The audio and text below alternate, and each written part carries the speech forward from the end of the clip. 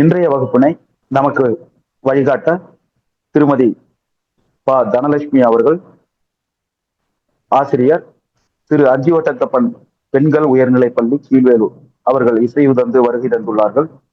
அவர்களுக்கு தேசிய ஆசிரியர் சங்கம் மாநில அமைப்பின் சார்பாகவும் பங்கேற்பாளர்கள் சார்பாகவும் நன்றியை தெரிவித்துக் கொள்கின்றோம். நான் அருள் செல்வம், கோட்ட செயலாளர், பட்டதாரி ஆசிரியர், இந்த ஆசிரியர் தகுதி தேர்வு வழிகாட்டி நிகழ்வின் ஒருங்கிணைப்பாளர். தற்போது வகுப்பினை திருமதி தனலட்சுமி அம்மா அவர்கள் துவங்குகிறார்கள். அனைவருக்கும் வணக்கம். 7ஆம் வகுப்பு முதல் பருவத்துல முதல் இயல் இன்னைக்கு நம்ம பார்க்க போறோம். தமிழ் பாடத்துல ஃபர்ஸ்ட் கவிதை பேழைங்கிற தலைப்புல 2 கவிதை கொடுத்திருப்பாங்க. எங்கள் தமிழ் முதல்ல உள்ள பாடம் வந்து எங்கள் தமிழ், தமிழின் சிறப்புகளை பத்தி இதுல சொல்லியிருக்காங்க. நூல்வெளி ஃபர்ஸ்ட் நம்ம பார்க்க போறோம். இதை எழுதினவர் நாமக்கல் கவிஞர் வே. ராமலிங்கனார். இப்ப நூல்வெளியில இவருடைய சிறப்புகள் கொடுத்திருக்காங்க. இவருக்கு முக்கியமா இன்னொரு பேர் என்னன்னா காந்திய கவிஞர். நம்ம ஆப்ஷன்ல கேட்கலாம் காந்திய கவிஞர் யாருன்னு சொல்லிட்டு 2-3 பேர் கொடுத்திருந்தாங்கன்னா நம்ம நாமக்கல் கவிஞர் வே. ராமலிங்கம் பிள்ளையை ஞாபகம் வச்சுக்கணும். இவர் தமிழறிஞர், கவிஞர், விடுதலை போராட்ட வீரர் என பன்முகத்தன்மை கொண்டவர். அடுத்தது இவர் வந்து நாமக்கல் கவிஞர் பாடல்கிற தலைப்புல இருந்து நமக்கு இந்த பாடம் கொடுத்திருக்காங்க. இந்த பாடல் இவர் எழுதிய சில புத்தகங்கள் இதுல கொடுத்திருக்காங்க, அதையும் நம்ம ஞாபகம் வச்சுக்கணும். மலைக்கல்லன், நாமக்கல் கவிஞர் பாடல்கள், என் கதை, சங்கொலி, இதெல்லாம் அவர் எழுதிய பல்வேறு நூல்கள். இப்ப நாமக்கல் கவிஞர், காந்திய கவிஞர் 2 பேர் இவருடைய ஞாபகத்துல வச்சுக்கணும். ராமலிங்கனார் அப்படின்னா அவருக்கு 2 சிறப்பு பெயர்கள் இருக்கு இல்லையா, இத கேட்கறதுக்கு வாய்ப்பு இருக்கு. அடுத்தது பாடலை பார்ப்போம். அருள் நெறிய அறிவை தரலாகும், அதுவே தமிழன் குரலாகும். பொருள் பெற யாரையும் புகழாது, போற்றாதாரையும் இகழாது. கொல்லா விரதம் குறியாக, கொள்கை பொய்யா நெறியாக. எல்லா மனிதரும் இன்புறவே, என்றும் இசைந்திடும் அன்பரமே. அன்பும் அறமும் ஊக்கிவிடும், அச்சம் என்பதை போக்கிவிடும். இன்பம் பொழிகிற வானொலியாம், எங்கள் தமிழனும் தேன்மொழியாம். இதான் பாடல். இப்ப அடுத்தது சொல்லும் பொருளும். இதுல முக்கியமானது வந்து ஊக்கிவிடும்னா ஊக்கப்படுத்தும், விரதம்னா நோன்பு, குறினா குறிக்கோள், பொழிகிறனா தருகின்ற. சொல்லும் பொருள் வந்து எளிமையாவே இருக்கு, புதுமையா எதுவும் இல்லை. இப்ப பாடலின் பொருளையும் கொஞ்சம் நம்ம ஒரு கிளான்ஸ் அப்படியே பார்த்து வச்சுக்கணும். தமிழ் மொழியோட சிறப்பு தான், தமிழ் மொழி வந்து அருள் நெறிகள் நிரம்பிய மொழி, தமிழ் மக்களின் குரலாக இருக்கின்றது. அடுத்தது பொருள் பெறுவதற்காக யாரையும் புகழ்ந்து பேச மாட்டார்கள், தம்மை போற்றாதாரையும் இகழ்ந்து பேச மாட்டார்கள். இதான் முதலில் உள்ள பாராள உள்ள பொருள். அடுத்து கொல்லாமையை குறிக்கோளாகவும் பொய்யாமையை கொள்கையாகவும் கொண்ட மனிதர்கள் இன்புற்று வாழ அன்பும் மரமும் உதவுகின்ற மொழி. நம் தமிழ் மொழி அனைவரிடத்தும் அன்பையும் அறத்தையும் தூண்டும், அது அச்சத்தை போக்கி இன்பம் தரும். இது கூட கேட்கலாம், 4-5 மொழிகளை கொடுத்துட்டு அச்சத்தை போக்கி இன்பம் தரும் எந்த மொழி அப்படின்னு கேட்கலாம், நம்ம தமிழ் மொழியின் சிறப்பை சொல்றதுக்காக. அப்ப இது மாதிரி முக்கியமான லைன்களை நம்ம ஞாபகத்துல வச்சுக்கணும். எங்கள் தமிழ் மொழி தேன் போன்ற மொழி, இதெல்லாம் நம்ம எளிமையா எழுதிருவோம். அடுத்தது நாமக்கல் கவிஞரோட இன்னொரு பாடல் என்னன்னு கூட கேட்கலாம். இது நமக்கு ஏற்கனவே எல்லாருக்கும் ஃபெமிலியரான பாட்டு தான் தெரியும், கத்தி இன்றி யுத்தமின்றி. இந்த பாட்டு ஒரு தடவை எல்லாரும் படிச்சு வச்சுப்போம். மதிப்பீடுல நெறி என்னும் சொல்லின் பொருள் வழி, பொருளாகும் என்னும் சொல்லை பிரித்து எழுத கிடைப்பது குரல் பிளஸ் ஆகும். வான் பிளஸ் ஒளி என்பதனை சேர்த்து எழுத கிடைக்கும் சொல் வானொலி. அந்த உயிரெழுத்தும் மெய்யெழுத்தும் பக்கத்து பக்கத்துல இருக்கும்போது தனித்தனியா இருக்காது, 2ம் சேர்ந்துரும். உடலும் உயிரும் ஒன்றுவது இயல்பே என்ற இலக்கண விதியின்படி சேர்ந்துதான் இருக்கும். அப்படிதான் இந்த வான் பிளஸ் ஒளி வானொலின்னு சேர்ந்திருக்கு. அடுத்தது இதுல வந்து பாடல்களின் நயம், மோனை நயம், எதுகை நயம், ஏய்பு நயம், இது 3ல கண்டிப்பா கொஸ்டின் வரும். நயம் பாராட்டுக நம்ம 9th 10th படிப்போம், இது 7th இருந்தே தொடங்குது. மோனை நயம்னா முதல் எழுத்து ஒரே மாதிரி இருக்கணும். மோ அப்படின்னு ஒரு ஹிண்ட்ஸ் ஞாபகம் வச்சுக்கலாம் நம்ம. அதாவது அருள் நெறி அதுவே, ஃபர்ஸ்ட் லெட்டர் 2மே ஒரே மாதிரி இருக்கு இல்லையா, அதான் முதல் எழுத்து ஒன்றி வருவது. மோனை தொடை அல்லது மோனை நயம் 2மே எப்படி வேணாலும் சொல்லலாம். இதே 2வது எழுத்து ஒரே குறியிலும் இருக்கலாம், நெடிலும் இருக்கலாம். ஒரே ஒன்று போல் வருவது எதுகை தொடை அல்லது எதுகை நயம். அருள் பொருள், இப்ப இந்த ரெண்டு சொற்கள்லையுமே இரண்டாவது எழுத்து ரூ இருக்கு. அதனால இது எதுகை தொடை, எதுகை சொற்கள், இது எதுகை நயம், மூன்றுமே சொல்லலாம். அடுத்தது இயைபு நயம், இயைபு தொடை. இது கடைசி எழுத்த பார்க்கணும். சொற்களோட கடைசி ஓசை அல்லது கடைசி எழுத்து ஒரே மாதிரி இருக்கலாம். தரலாகும் குரலாகும், ரெண்டும் ஓசையும் ஒரே போல இருக்கு, எழுத்தும் இம் இம் இருக்கு. அதனால இது இயைபு தொடை, இது இயைபு நயம். இன்னும் நிறைய நயங்கள் இருக்கு, அது அடுத்தடுத்த பெரிய கிளாஸ்ல பார்த்துக்கலாம். அடுத்தது ஒன்றல்ல இரண்டல்ல இந்த கவிதை. இது உடுமலை நாராயண கவி. இது எழுதிய ஆசிரியர் உடுமலை நாராயண கவி. பகுத்தறிவு கவிராயர் நூல் வெளியில இவரோட சிறப்புகளை பார்ப்போம். இவரோட சிறப்பு பெயர் என்னன்னா பகுத்தறிவு கவிராயர் என்று புகழப்படுபவர் யார் அப்படின்னு 4 ஆப்ஷன் கொடுப்பாங்க. உடுமலை நாராயண கவி ஞாபகம் வச்சுக்கணும். அந்த சிகப்பு எழுத்துல உள்ளது எல்லாமே நமக்கு ரொம்ப முக்கியமான வரிகள். அடுத்து இவருடைய சிறப்பு என்னன்னா இவர் தமிழ் திரைப்பட பாடலாசிரியராகவும் நாடக எழுத்தாளராகவும் புகழ் பெற்றவர். தமது பாடல்கள் மூலம் பகுத்தறிவு கருத்துக்களை பரப்பியதால் தான் இவருக்கு பகுத்தறிவு கவிராயர்ங்கிற சிறப்பு. இசையின் எளிமையை கையாண்டு கவிதைகள் எழுதியவர். இவரது பாடல் ஒன்று இப்ப இங்க கொடுத்திருக்காங்க. அதுக்கு தலைப்பு ஒன்றல்ல இரண்டல்ல. அதாவது நம்மளுடைய ஃபர்ஸ்ட் எங்கள் தமிழ்ல நம்மளுடைய தமிழ் மொழியின் சிறப்புகளை பார்த்தோம். இதுல நம்ம தமிழ் நாட்டில் உள்ள சிறப்புகளை பார்க்க போறோம். ஒன்றல்ல இரண்டல்ல தம்பி, சொல்ல ஒப்புமை இல்லாத அற்புதம் தமிழ்நாட்டில். தென்றல் தரும் இனிய தேன்மனம் கமலும், செங்கனியும் பொன்கதிரும் தந்துதவும் நன்செய் வளம். பகைவென்ற திறம்பாடும் பரணி வகை செலும் பரிபாடல் கலம்பகங்கள் 8 தொகை. வான் புகழ் கொண்ட குரலோடு அகம் புறமும் செம்பொருள் கண்ட தமிழ் சங்க இலக்கிய பெருஞ்செல்வம். ஒன்றல்ல இரண்டல்ல தம்பி. இது போல இன்னும் நிறைய இருக்குங்கிறதுக்காக இப்படி பயன்படுத்தியிருக்காரு. முல்லைக்கு தேர் கொடுத்தான் வேல்பாரி, வான் முகிலினும் புகழுடைத்த உபகாரி. கவி சொல்லுக்கு தலை கொடுத்தான் அருள் மீறி, இந்த வள்ளலாம் குமணன் போல் வாழ்ந்தவர் வரலாறு. ஒன்றல்ல இரண்டல்ல தம்பி. உடுமலை நாராயண கவி. சொல்லும் பொருளும். ஒப்புமைனா இணை, அற்புதம்னா வியப்பு, முகில்னா மேகம், உபகாரினா வள்ளல். பாடலின் பொருள்.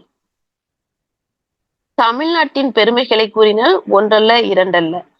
நிறைய பெருமைகள் இதுல இருக்கு. முக்கியமா இதுல தென்றலின் தேன் மனம் கமலும், தென்றல் காற்று மனம் கமலும் போல இருக்கு. கவிமிகு கனிகளும் பொன் போன்ற தாழிய கதிர்களும் விளையும். தமிழ்நாட்டின் நன்சை நிலவலம் ஒன்றல்ல இரண்டல்ல. நிறைய பலவாக உள்ளது. அதாவது நாட்டின் வளத்தை பத்தி ஃபர்ஸ்ட் ஸ்டாண்ட்ஸ் எல்லாம் சொல்லிட்டாங்க. அடுத்தது நம்மளுடைய இலக்கியங்கள், நம்ம தமிழ்நாட்டில் உள்ள இலக்கியங்கள், நிறைய இலக்கியங்கள் இருக்கு. இவங்க கொடுத்திருக்கிறது பரணி, பரிபாடல், 8 தொகை. இப்ப இதுல ஒன்றல்ல இரண்டல்ல பாடல் இடம்பெற்றுள்ள நூல்கள் சொல்லிட்டு இதுல 4ல ஏதாவது ஒன்ன கொடுப்பாங்க. பரணி, பரிபாடல், 8 தொகை, திருக்குறள். அகம்புறம் ஆகியவற்றை மெய்கொண்டு பாடப்பட்ட சங்க இலக்கியங்கள் நிறைய இருக்கு. 14 கீழ்கணக்குகள், 14 மேல் கணக்குகள் நிறைய இருக்கு. இவங்க கொடுத்திருக்க இந்த 4 நூல்களையும் ஞாபகத்துல வச்சுப்போம். பரணி இலக்கியம் போர்க்களத்தில் யானைகளை 1000 யானைகளை வென்றவனை பற்றி புகழ்ந்து பாடும் இலக்கியம் தான் பரணி. அது சிற்றிலக்கியங்கள்ல ஒண்ணு. 96 வகை சிற்றிலக்கியங்கள் நம்ம தமிழ் மொழியில இருக்கு. அதுல முக்கியமானது கலிங்கத்து பரணிங்கிற நூல். இதுல நம்ம இடம்பெற்றிருக்குது பரணிங்கிற இலக்கியம். அடுத்தது பரிபாடல், அடுத்தது களம்பக நூல்கள் 8 தொகை, வான்புகழ் கொண்ட திருக்குறள். இதுல ஏதாவது ஒரு நூலை எந்த பாடல் ஒன்றல்ல இரண்டல்ல பாடல் இடம்பெற்றுள்ள இலக்கியம்னு சொல்லிட்டு கேட்கலாம். இப்ப அதான் ஞாபகம் வச்சுக்கணும். அடுத்தது வள்ளல்கள், கடையேழு வள்ளல்கள் நமக்கு தெரியும். அதுல முல்லைக்கு தேர் தந்த குமணவல் பாரி வள்ளல், முல்லைக்கு தேர் தந்த வள்ளல் பாரி, முல்லைக்கு தேர் தந்து வள்ளல் பாரி. அடுத்து குமணவள்ளல், கடையேழு வள்ளல்கள் உள்ளவர் தான் பாரி. இவர் குமணவள்ளல் தனி வள்ளலவர். இப்ப இந்த 2 பேரையும் ஞாபகத்துல வச்சுக்கணும். இவ்வளவு சிறப்புகள் வாய்ந்தது ஒன்றல்ல இரண்டல்ல பலவாகும் அப்படிங்கிற பாடத்துல உள்ள பொருள். அடுத்தது மதிப்பீடு பார்ப்போம். சரியான விடை தேர்ந்தெடுத்து எழுதுகல. பகைவரை வெற்றி கொண்டவரை பாடும் இலக்கியம். பரணி.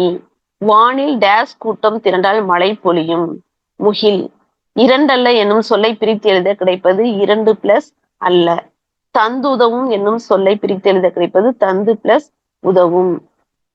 ஒப்புமை பிளஸ் இல்லாத என்பதனை சேர்த்தெழுத கிடைக்கும் சொல் ஒப்புமை இல்லாத. இந்த இடத்துல மையில உள்ள ஒப்புமையில மை இம் பிளஸ் ஐ நிலைமொழியில இறுதியில இருக்கு. வருமொழி முதல்ல ஈ இருக்கு. அப்ப ரெண்டும் உயிரும் உயிரும் புணராதுன்னு ஒரு விதி இருக்கு. அதனால இடையில ஈங்கிற உடன்படு மெய் தோன்றி ஒப்புமை இல்லாத என்று சேர்ந்து வந்திருக்கு. இது எல்லாமே எளிமையானதுதான். அடுத்தது உரைநடை உலகம். உரைநடையில தமிழ் மொழியோட சிறப்புகள் தான் இந்த முதல் இயல் ஃபுல்லாவே. பேச்சு மொழியும் எழுத்து மொழிங்கிறது தான் டாபிக். பேச்சு மொழினா என்ன, எழுத்து மொழினா என்ன அப்படிங்கிறதும் அதுக்குள்ள ஒற்றுமை வேற்றுமையை இந்த பாடத்துல நம்ம தெரிஞ்சுக்க போறோம். அந்த ரெட் கலர்ல உள்ளதெல்லாம் இம்பார்ட்டன்ட் கொஸ்டின். இதெல்லாம் நமக்கு தெரியும். இது எளிமையா இருக்கு அப்படின்னு நினைச்சுப்போம். பேசுறதுனா என்ன, கேட்கறதுனா என்ன. ஃபர்ஸ்ட் ஒலிதான். முன்னோர்கள் எப்படி பேசியிருக்காங்க, ஆதி காலத்துல சவுண்டு ஒலிதான் எழுப்பியிருக்காங்க. பேசுறதெல்லாம் தெரியாது. அதுக்கு பிறகுதான் கொஞ்சம் கொஞ்சமா பேச்சு மொழி வந்தது. அப்ப அது தன்னோட எண்ணம் மனசுக்குள்ள என்ன இருக்கு அப்படிங்கிறத நம்ம என்ன செய்வோம், பேசுறது மூலம் பிறருக்கு வெளிப்படுத்துவோம். நம்மளுடைய கருத்தை சொல்றது பேச்சுதான். ஆனா அந்த எழுத்து மொழின்னு வந்த பிறகுதான் அது அடுத்தடுத்த தலைமுறைக்கு கொண்டு செல்லப்பட்டது. நீண்ட காலம் அதை பாதுகாக்க முடிஞ்சது. அப்ப அந்த பேச்சு மொழி எழுத்து மொழி ரெண்டுக்குள்ள ஒற்றுமை தான் இந்த பாடத்துல கொடுத்திருக்காங்க. ஃபர்ஸ்ட் ஒரு மொழியின் முதல் நிலைன்னா என்னன்னா பேசுவதும் கேட்பதும். ஃபர்ஸ்ட் பேசுறது, அதை கேட்கிறது. இதுதான் மொழியின் முதல் நிலை. அடுத்தது இரண்டாம் நிலைனா எழுதப்படுவது, அதை படிப்பது. எழுதுவது படிப்பது மொழியின் இரண்டாம் நிலை. பேச்சு மொழியின் சிறப்பு என்னன்னா அதை பேசும்போது உடனடியாக புரிஞ்சுப்பாங்க. அடுத்தது உடல் மொழி, குரல் ஏற்றத்தாழ்வு, இதை வச்சு எளிமையா புரிஞ்சுக்கலாம். நம்ம ஒரு மொழியோட உயிர் நாடியாக இருப்பது எதுனா பேச்சு மொழி தான். மொழியின் உயிர் நாடியாக விளங்குவது டேஷ் அப்படின்னு கூட கேட்கலாம். பேச்சு மொழி அப்படின்னு ஞாபகம் வச்சுக்கணும். இந்த பாடத்தை பொறுத்தவரை பேச்சு மொழி தான் மொழியின் உயிர் நாடி. அடுத்தது பேச்சு மொழியின் பொருள் வேறுபாடு. பேசுறதோட அந்த நம்ம பேசுற உச்சரிப்புக்கு கொடுக்குற அழுத்தத்தை பொறுத்து மாறுபடும். பேணுதல் அப்படிங்கிறதுக்கு இதுல என்ன எக்ஸாம்பிள் கொடுத்துருக்காங்கன்னா, ஒரு குழந்தைய நல்லா கவனிங்க அப்படின்னு சொன்னாங்கன்னா அந்த குழந்தைய நல்லா பத்திரமா பாத்துக்குங்க அப்படின்னு அர்த்தத்துல வருது பேணுதல்னு. இதே நில் கவனி செல் அப்படின்னு போர்டு போட்டிருப்பாங்க இல்லையா, அந்த இடத்துல கவனி அப்படிங்கும் போது பாதுகாப்பு, கவனித்து செல் அப்படின்ற அர்த்தத்தை தருது. இது போல அந்த ஏற்ற இறக்கத்துக்கு தகுந்த மாதிரி பேச்சு மொழி என்ன செய்யும், மாறும். அதே போல என்னால போக முடியாது அப்படின்னு கோவமா சொன்னோம்னா அது நம்மளுடைய மறுப்பை தெரிவிக்கிறதா இருக்கும் பேச்சு மொழியில. இதே மென்மையா என்னால போக முடியல சார்ன்னு நம்ம உயர் அதிகாரிட்ட என்ன சொல்லுவோம், ஒரு இடத்துக்கு போக சொன்னா என்னால இன்னைக்கு போக முடியாது சார் அங்கன்னு பொறுமையா சொல்லுவோம் இல்லையா, மெதுவா. அப்ப அது இயலாமை, என்னால முடியாதுங்கிற இயலாமையை தெரிவிக்குது.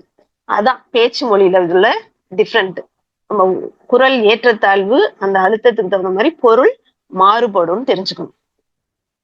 அதே போல அடுத்தது என்ன இருக்குன்னா அழுத்தம். அழுத்தம் கொடுத்து சொல்றது. ஒரு வாக்கியம் இருக்குன்னா அந்த வாக்கியத்துல எந்த சொல்லுக்கு நம்ம உச்சரிக்கும் போது ஸ்ட்ரெஸ் அழுத்தமா சொல்றோமோ அந்ததுக்கு தகுந்த மாதிரி பொருள் மாறுபடும்.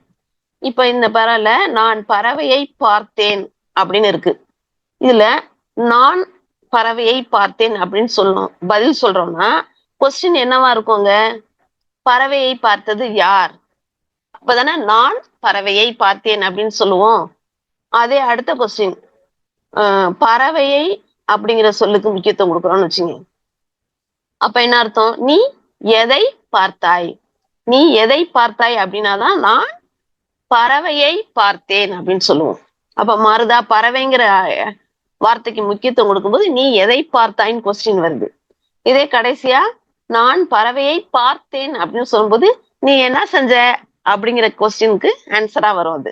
இப்ப நான் பறவையை பார்த்தேன். பார்த்தேன்ங்கிறதுக்கு நம்ம அழுத்தம் கொடுத்து பேசுறோம். இப்ப பேச்சு மொழியில இவ்வளவு வித்தியாசம் இருக்கு. அத நம்ம தெரிஞ்சுக்கணும். அதான் நன்னூல்ல சொல்லியிருக்காங்க.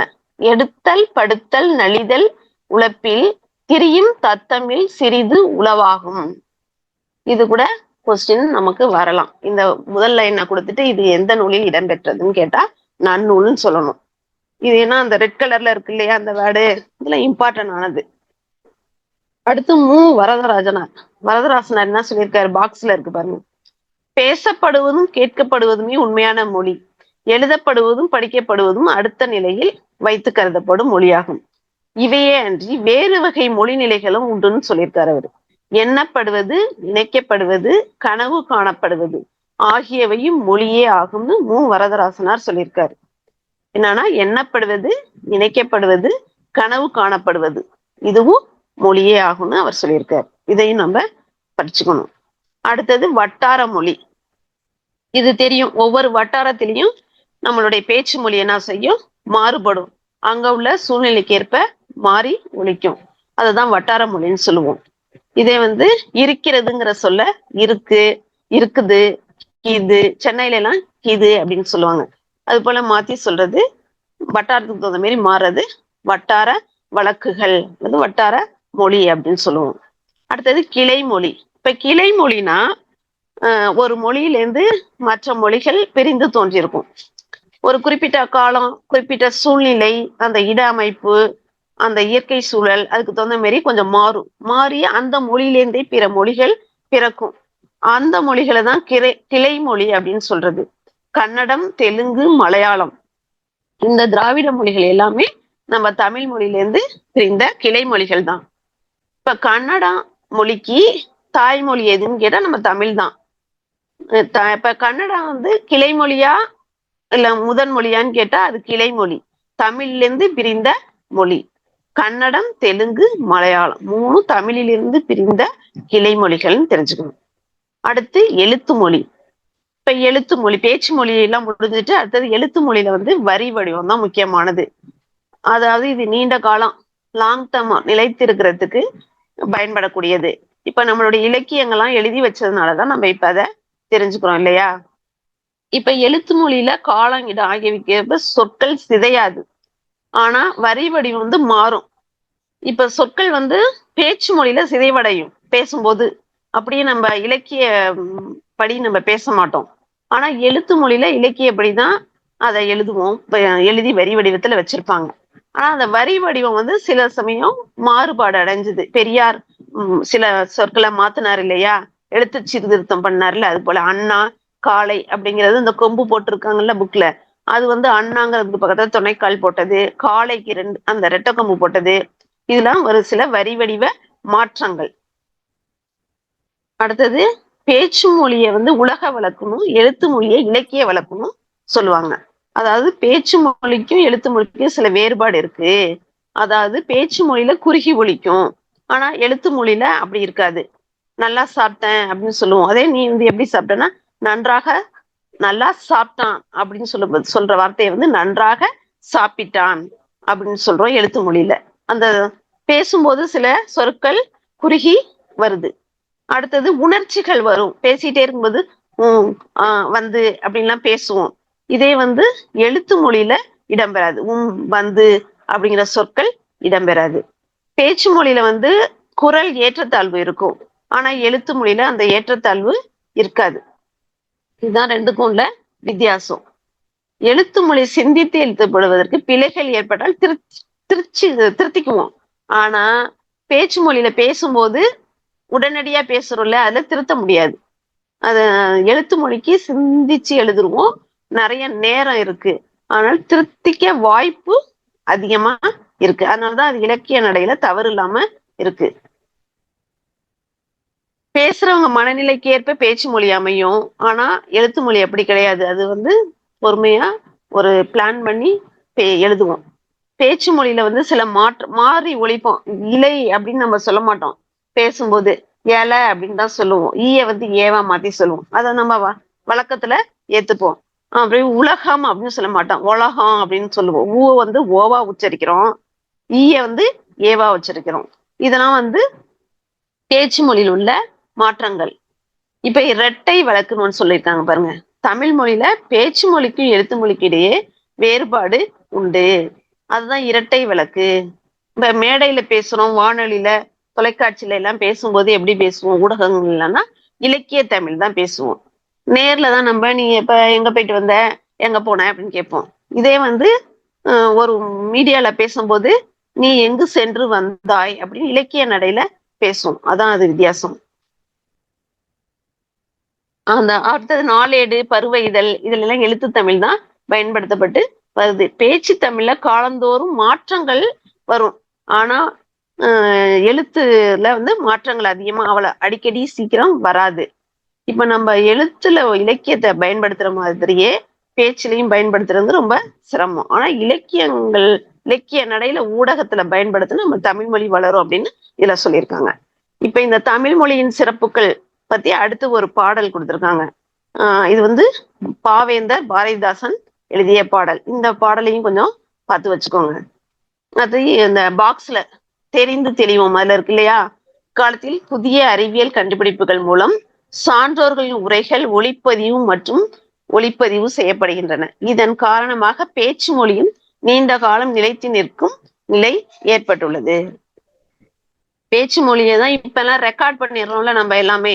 அதனால இது வந்து பழங்காலத்துல இருந்தது. ஆனா இப்ப லேட்டஸ்டா என்ன எல்லாமே ரெக்கார்ட் ஆயிடுறதுனால பேச்சு மொழியும் அவங்க பேசுறது அப்படியே நம்மளுக்கு இப்ப வந்து ஒரு தகவல் கொடுக்கணும்னா வாய்ஸ் நோட்டு தான் போடுறாங்க அதிகாரிகள்லாம் இல்லையா? அதனால அதுவுமே இப்ப ரெக்கார்ட் ஆயிடுது. அதுல நம்ம இலக்கிய நடையில தான் பேசுறோம். அடுத்தது வந்து நம்ம தமிழ் மொழிக்கும் ஆங்கில மொழிக்கும் உள்ள வித்தியாசம் என்னன்னா, நம்மளது வந்து நம்மளுடைய எழுத்தை எப்படி உச்சரிக்கிறோமோ தமிழ் மொழிய அப்படியே தான் அதுல வந்து வாசிப்பும் வரும். ஆனா ஆங்கிலம் இதை வந்து போனிக் லாங்குவேஜ்னு சொல்லுவோம். ஆங்கிலத்துல அப்படி கிடையாது. இப்ப வந்து சொல் அப்படின்னா கீழே இருக்கு பாருங்க, சோ இல் அப்படின்னு தான் அந்த எழுத்தையும் உச்சரிக்கிறோம். சோ இல் அந்த எழுத்தும் சோ இல்லுன்னு உச்சரிக்கிறோம். அந்த வார்த்தையும் என்ன சொல் அப்படின்னு தான் சொல்லுவோம். ஆனா ஆங்கிலத்துல அப்படி கிடையாது. ரீட் அப்படின்னு இருக்குன்னா READ ரீடுன்னு ஸ்பெல்லிங் அதை சொல்லுவோம். ஆனா வார்த்தையை எப்படி சொல்றோம்? ரீட் அப்படின்னு சொல்றோம். அப்ப அது வந்து வேற உச்சரிப்புல இருக்கு இல்லையா? அது வந்து நான் போனிக் லாங்குவேஜ். நம்மளுடைய தமிழ் மொழி போனிக் லாங்குவேஜ். அந்த எழுத்தும் சொல்லும் ஒரே உச்சரிப்புல அமைந்த மொழி. அடுத்தது மதிப்பீடு. மொழியின் முதல் நிலை பேசுதல். அடுத்தது நான் பேசும்போது அடுத்தத கேட்டல். ஒளியின் வரி வடிவம். முதல்ல என்ன? எழுத்து. ஒளியின் வரி வடிவம். ஒளினா நம்ம பேசுற சவுண்ட், அதோட வரி வடிவம் தான் எழுத்து. தமிழின் கிளைமொழிகளில் ஒன்று தெலுங்கு. பேச்சு மொழியை டேஸ் வழக்கு என்று கூறுவர். உலக வழக்கு. இப்ப இதெல்லாம் நீங்க வந்து டைம் இருக்கும்போது எழுத்து மொழி, பேச்சு மொழி, இந்த பின்னாடி உள்ள மொழி பயிற்சி இதெல்லாம் நம்ம போட்டு பார்த்துக்கலாம். அடுத்து விரிவானங்கிற தலைப்புல ஒரு கதை, சொலவடைகள்ங்கிற ஒரு கதை கொடுத்திருக்காங்க. இது வந்து எளிமையான கதை தான். இந்த ரெட் கலர்ல உள்ளது எல்லாமே அந்த சொலவடைகள். அதாவது கிராமத்துல வந்து பேசுற அந்த சொற்றொடர் தான் அது. மரபு தொடர்ன்னு சொல்லுவோம் இல்லையா? பழமொழி மரபு தொடர் வேற, இந்த சொலவடைகள்ங்கிறது வேற. அதாவது இது வந்து சிறு சிறு தொடர்களா இருக்கும். வட்டார வழக்குல இது இருக்கும். அது இலக்கிய வழக்குல இருக்கும், இது வட்டார வழக்குல இருக்கும்.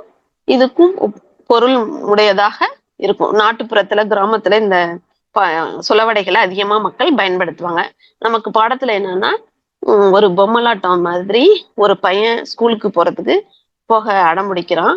அதனால அவனுக்கு அட்வைஸ் பண்ற மாதிரி அவங்க அப்பாட்ட போய் கேட்கிறான். அவங்க அப்பா வந்து அவர் ஒரு சொலவடை சொல்றாரு. அது அவங்க அம்மாட்ட போறான், அவங்க சொல்றாங்க. அடுத்தது அந்த எறும்பு, தேனி, இது எல்லாத்துக்கிட்டையும் போறான். முயல் எல்லாத்தையும் போயிட்டு ஒரு இடத்துலயும் ஒரு சொலவடைகள் சொல்றாங்க. யாருமே முடியாதுன்னு அவன் விளையாட்டுக்கு கூப்பிடுறான். விளையாட யாரும் வரல. கடைசியா அவன் வந்து யாருமே வரலன்னு வழி இல்லாம ஸ்கூல் தான் போகணும்னு சொல்லிட்டு ஸ்கூல்ல போய் சேர்ந்து படிக்க போறான். இந்த நிகழ்ச்சி மூலமா இந்த சொலவடைகளை நம்ம தெரிஞ்சுக்கிறோம். அதுதான் இப்ப இது எல்லாத்தையும் ஒரு தடவை அப்படியே ரீட் பண்ணிக்கலாம். புண்ணுக்கு மருந்து போட முடியும், புடிவாதத்துக்கு மருந்து போட முடியுமா? இந்த மட்டும் நீ இதை கொடுத்து இதுக்கு தொடர்பா ஏதாவது ஒரு வாக்கியத்தை கொடுத்து கேட்கலாம். அதனால இந்த இதை மட்டும் ஒரு கிளான்ஸ்மா பார்த்துக்கிட்டா நம்ம போதும். அணை உடைஞ்சு போனா வெள்ளம் அழுதாலும் வராது. விளைச்சலுக்கும் வெள்ளாட்டுக்கும் சென்ம பகை. எறும்பு ஊற கல்லும் தேயும். உழைக்கிற மாடுதான் ஊருக்குள்ள விலை போகும். அடை மழை விட்டாலும் செடி மழை விடாது. நினைச்சதான் கழுதை எடுத்ததான் ஓட்டம்ங்கிற. அடுத்தது குடல் கூழு கழுவுதான் கொண்டை பூவு கழுவுதான். சொப்பனத்தில் கண்ட அரிசி சோத்துக்கு ஆகுமா? நல்ல பாம்பு படம் எடுக்கலாம், நாக்கலாம்பூச்சி படம் எடுக்கலாமா? 1000 களம் நெல்லுக்கு ஒரு அந்து பூச்சி போதும். ஆள் கூடுனா பாம்பு சாகுமா? கையை ஊனித்தான் கரணம் போட முடியும். காவடி பாரம் சுமக்கிறவனுக்கு தான் தெரியும். இருப்பவனுக்கு புலி ஏப்பம், இல்லாதவனுக்கு பசி ஏப்பம். 4 வீட்டில் கல்யாணமாம், நாய்க்கு அங்கேயும் இங்கேயும் ஓட்டமாம். அவ்வப்பொழுது போக்குவதிலும் வீணா பொழுது, தவப்பொழுது நல்லதும்பாங்க. பாடி பாடி குத்தினாலும் பதறு அரிசி ஆகுமா? அதிர அடிச்சா உதிர விளையும். குத்துக்களுக்கு என்ன குளிரா வெயிலாங்கிற மாதிரி. அகலில் விழுந்த முதலைக்கு அதுவே சொர்க்கம். கார்த்திகை மாசம் பிறையை கண்ட மாதிரி. அதை விட்டாலும் கதி இல்ல, அப்பால போனாலும் விதி இல்ல. தட்டி தட்டி போட்ட ரொட்டிக்கு புரட்டி போட ஆள் இல்ல. அழுறவன் பக்கத்துல இருந்தாலும் கிளறவன் பக்கத்துல இருக்கக்கூடாது. அந்த எறும்பெல்லாம் அவனை பிடிச்சி கடிக்குது கடைசியா. அமாவாசை இருட்டில் பெருச்சாலைக்கு போன இடமெல்லாம் வழிதான்னு சொல்லிட்டு உளுந்தடிச்சு இவன் ஓடிடுறான். அந்த இதை மட்டும் ஒரு கிளான்ஸ் நம்ம பார்த்து வச்சுட்டா நமக்கு ஞாபகம் வந்துடும். நம்ம அதெல்லாம் ஏற்கனவே நமக்கு தெரிஞ்சதுதான் எல்லாம். அடுத்தது நம்ம கற்கண்டு இலக்கணத்துக்கு வருவோம். இதுல குற்றிய லுகரம், குற்றிய லிகரம் கொடுத்துருக்காங்க. நம்ம 6வதுல மீதியெல்லாம் பார்த்திருப்போம். தமிழ் இலக்கணம் 5 வகைப்படும். எழுத்து, சொல், பொருள், யாப்பு, அணி.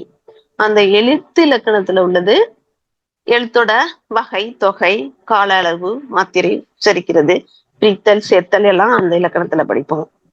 இப்ப தமிழ் எழுத்துக்கள் மொத்தம் எவ்வளவு எல்லாமே 6வதுல முடிச்சிருப்போம். அதுல உள்ள எழுத்துக்களோட வகைகள் மட்டும் முதல் எழுத்துக்கள் உள்ள வகைகள்ல ஒரு டாபிக் நம்ம கொடுத்துருக்காங்க. இப்ப மொத்தம் 30 எழுத்துக்கள் 6வதுல, உயிர் 12, மெய் 18. 30 எழுத்துக்களும் முதல் எழுத்துக்களும் 6வதுல படிச்சிருப்போம். முதல் எழுத்து சார்பு எழுத்துன்னு 2 வகை சார் நடத்தினாங்க. அந்த முதல் எழுத்து நம்ம தரவா படிச்சுட்டோம். இப்ப சார்பு எழுத்துல ஒவ்வொரு கிளாஸ்ல ஒண்ணு படிப்போம். இதுல குற்றியலுகரமும் குற்றியலிகரம் இருக்கு. உயிர்மை, ஆயுதம், விரலப்படை, ஒற்றலப்படை, குற்றியலுகரம், குற்றியலிகரம், ஐகார குறுக்கம், அவுகார குறுக்கம், மகர குறுக்கம், ஆயுத குறுக்கம் அப்படிங்கிற 10 சார்பெழுத்து. இந்த சார்பெழுத்துல உயிர்மையும் ஆயுதமும் முன்னாடி படிச்சுட்டோம். உயிரலப்படை, ஒற்றலப்படை திரும்ப வரும், வேற 8th படிப்போம் அத. இப்ப குற்றிய லுகரம், குற்றிய லிகரம் 2 டாபிக் கொடுத்துருக்காங்க. இப்ப குற்றிய லுகரம்னா என்னங்கிறத நம்ம இதுல இந்த கிளாஸ்ல தெளிவா பார்த்துப்போம். இப்ப மேல கொடுத்துருக்காங்க பாருங்க. குழந்தை, வகுப்பு, பாக்கு. இப்ப குழந்தையில முதல்ல கூ இருக்கு, வகுப்புல இடையில கூ இருக்கு, பாக்குல கடைசியா கூ வந்திருக்கு. இப்ப இந்த கூங்கிற எழுத்து உச்சரிக்கும் போது முதல்ல இடையில இறுதியில வந்திருக்கு. ஆனா அதுக்கு எத்தனை மாத்திரைன்னு உங்களுக்கு தெரியும். அதுக்கு குறில்னாலே ஒரு மாத்திரை. இப்ப இந்த எழுத்து அந்த ஒரு சில இடங்கள்ல குறைந்து ஒலிக்கும். அதுதான் குற்றிய லுகரம். அதாவது அந்த கு, சு, டு, து, பு, ரு அடுத்த வரியில இருக்கு இல்லையா, இந்த 6 வல்லின உகரங்களும் சொல்லுக்கு இறுதியில வரும்போது தனக்குரிய அந்த ஒரு மாத்திரைக்கு பதிலாக குறைந்து அரை மாத்திரையாக ஒலிக்கும். அதுதான் குற்றிய லுகரம்.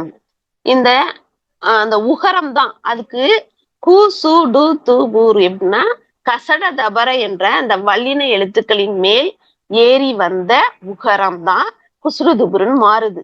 இந்த 6 எழுத்துக்களும் தான் சொல்லின் இறுதியில் வரும்போது தனக்கு உரிய ஒரு மாத்திரையிலிருந்து குறைந்து அரை மாத்திரையாக ஒலிக்கும். அதாவது குறுமை பிளஸ் இயல் பிளஸ் உகரம், அதான் குற்றிய லுகரம். அந்த உகரம் குறைந்து ஒலிக்கிறது குற்றிய லுகரம். இப்ப எடுத்துக்காட்டு: காசு, எஃகு, பயறு, பாட்டு, பந்து, சால்பு. ஃபர்ஸ்ட்ல சு வந்திருக்கு, காசுல சு வந்திருக்கு, அடுத்த எஃகுல கு, பயறுல ரு, பாட்டுல டு, பந்துங்கிறதுல தூ வந்திருக்கு, சால்புல பூ வந்திருக்கு. அப்ப அந்த மேல சொன்னோம் இல்லையா, ரெட் கலர்ல இருக்குல்ல, அந்த 6 எழுத்தும் தான் கு, சு, டு, து, பு, ரு. அந்த 6 எழுத்துக்கள் தான் குற்றிய லுகர எழுத்துக்கள். இந்த எழுத்துக்கள் வந்து ஒரு எடுத்துக்காட்டு கொடுத்துட்டாங்க பாருங்க, அதையும் நீங்க பாத்துக்கோங்க. அடுத்தது தனி குறிலுக்கு அடுத்தது இது வராது. இல்ல நீங்க தெரிஞ்சுக்க வேண்டியது என்னன்னா, தனி நெடிலுக்கு அடுத்து வரும். ஆனா தனியா குறில் சொல்லுக்கு அடுத்து புகு, பசு, விடு, அது, வரு, மாவு, ஏழு கொடுத்திருக்காங்கல்ல, அதெல்லாம் முற்றிய லுகரம்னு பேர் இருக்கு. தனி குறில் எழுத்துக்கு அடுத்து மட்டும் இந்த எழுத்துக்கள் வந்து அது குற்றிய லுகரம் கிடையாது, முற்றிய லுகரம். இந்த 6ஐயும் தவிர்த்து மீதி எல்லாமே ஒரு மாத்திரை அளவு ஒலிக்கும். அதனால அதுக்கெல்லாம் பேரு முற்றிய லுகரம் அப்படின்னு பேரு. அடுத்தது இதுல அப்புறம் வகைகள். இப்ப குற்றியலுகரம் வந்து அதுக்கு முன்னாடி உள்ள எழுத்தை வச்சு 6 வகையா பிரிச்சிருக்காங்க. அது என்னன்னா, நெடில் தொடர் குற்றியலுகரம், ஆயுத தொடர் குற்றியலுகரம், உயிர் தொடர் குற்றியலுகரம், வன் தொடர் குற்றியலுகரம், மென் தொடர் குற்றியலுகரம், இடைத்தொடர் குற்றியலுகரம். 6. இது ரொம்ப எளிமையா தான் இருக்கும். அதுக்கு குற்றியலுகர சொல்லுக்கு முன்னாடி எழுத்த பார்க்க வேண்டியதுதான். அது என்ன தொடர் நம்ம கண்டுபிடிச்சிடலாம். இப்ப ஃபர்ஸ்ட் நெடில் தொடர் குற்றியலுகரம் இல்லையா, அப்ப அந்த கு, சு, டு, துபுரு இருக்குல்ல, அந்த எழுத்துக்கு முன்னாடி நெடில் எழுத்து இருக்கான்னு பார்க்கணும். நெடில் எழுத்து இருந்ததுன்னா அது நெடில் தொடர் குற்றியலுகரம். இது முக்காசி இது எப்படி வரும்னா ஈரெழுத்து சொற்களா தான் வரும். அதனால இதை ஈஸியா கண்டுபிடிச்சிடலாம். நெடில் தொடர் குற்றியலுகரம் என்னன்னு உங்களுக்கு இப்ப தெரியும். அதாவது நெடில் எழுத்து அடுத்து இந்த குற்றியலுகர சொல் வரும். அதான். அடுத்து ஆயுத எழுத்து அடுத்து குற்றியலுகர சொற்கள் வந்ததுன்னா அது ஆயுதத்தோட குற்றிய லுகரம். எஃகு, அது இதை பார்த்தாலே கண்டுபிடிச்சிடலாம் என்ன தொடர்ந்து, ஈஸியா இதை கண்டுபிடிச்சிருங்க. இஃது இது எல்லாமே வந்து ஆயுதத்தொடர் குற்றியலுகரம். அடுத்தது உயிர் தொடர் குற்றியலுகரம். இதுதான் கொஞ்சம் வித்தியாசமா இருக்கும். உயிரெழுத்து இருக்கும், அதாவது தனி நெடில் எழுத்துக்கு அடுத்து வந்ததுன்னா அது வந்து நெடில் தொடர் குற்றியலுகரம் இல்லையா. அதனால அங்கேயும் உயிரெழுத்து தானே அதுல இருக்குன்னு யோசிக்க கூடாது. தனி நெடிலுக்கு அடுத்து எப்பயுமே குற்றியலுகரம் வரும்போது அது நெடில் தொடர்ன்னு சொல்லணும்.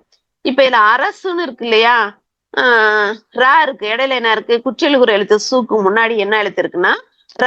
ராவை பிரிச்சோம்னா இர் பிளஸ் அ, அப்ப அங்க உயிரெழுத்து வந்திருக்கு இல்லையா, அதனால இதுக்கு பேரு உயிர் தொடர் குற்றியலுகரம்.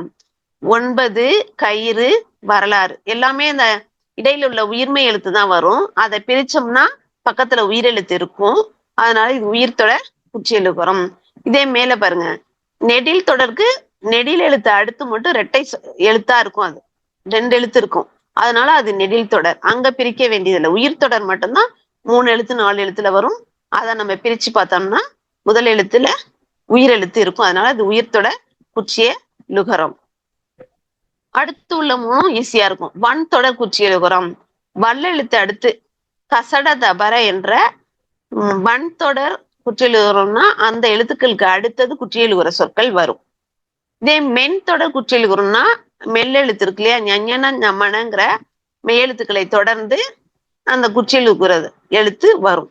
இடைத்தொடர் குற்றியலுகரம்னா எரள வளல என்ற மெய்யெழுத்துக்களை தொடர்ந்து குற்றியலுகர எழுத்து வந்ததுன்னா அது இடைத்தொடர் குற்றியலுகரம். இதை எப்படின்னு ஏதோ ஒரு சொல்ல கொடுத்து இது என்ன தொடர் குற்றியலுகரம் நம்மளுக்கு எக்ஸாம்ல கேட்கலாம். இது நம்ம 6ஐயும் ஈஸியா கண்டுபிடிச்சிடலாம். நெடில் தொடர் குற்றியலுகரம், ஆயுத தொடர் குற்றியலுகரம், உயிர் தொடர் குற்றியலுகரத்துக்கு மட்டும்தான் முன்னாடி வந்து உயிர்மை எழுத்து இருக்கும். அதை நம்ம பிரிச்சு பார்க்கணும். மீதி எல்லாமே அந்த வார்த்தையிலே இருக்கு. நெடில் தொடர்னா நெடில் எழுத்து இருக்கும், ஆயுத தொடர்னா ஆயுத எழுத்து இருக்கும், வன் தொடர்னா வல்லெழுத்து இருக்கும், மென் தொடர்னா மெல்லெழுத்து இருக்கும், இடைத்தொடர்னா இடையின எழுத்து இருக்கும். உயிர் தொடர் மட்டும் உயிர்மை எழுத்து இருக்கும். அதை பிரிக்கும் போது அங்க வந்து உயிரெழுத்து வரும்னு தெரிஞ்சுக்கும். இதுதான் குற்றியலுகரத்தின் வகைகள் 6. இப்ப இந்த பாக்ஸ்ல தெரியும் அதுல என்ன இருக்குன்னா கரம், கான், காரம், கேன அப்படிங்கிற சாரியைகள் இருக்கு. இப்ப குறில் எழுத்துக்களை குறிக்க கரம், அகரம், இகரம், உகரம் சொல்றோம் இல்லையா, அதான் கரம்ங்கிறது அந்த எழுத்தை உச்சரிக்கின்ற சாரியை. நெடில் எழுத்துக்களை குறிக்க கான், ஐகான், அவுகான். அப்ப கான்ங்கிறது நெடில் எழுத்துக்களை உச்சரிக்க பயன்படும் சாரியை. குறில் எழுத்துக்களை உச்சரிக்க பயன்படும் சாரியை கரம். குறில் நெடில் எழுத்துக்களை இரண்டையுமே குறிக்கிறது காரம், மகாரம், ஏகாரம், ஐகாரம், அவுகாரம். இதெல்லாம் காரம்ங்கிற சாரியை. ஆயுத எழுத்தை குறிக்க கேனம், அக்கேனம், அக்கேனம் சொல்லுவோம் இல்லையா? அதனால ஆயுத எழுத்தை குறிக்கின்ற சாரியை எதுன்னா கேனம், அக்கேனம். இப்ப கரம், கான், காரம், கேணம் இத ஞாபகத்துல வச்சுக்கணும்.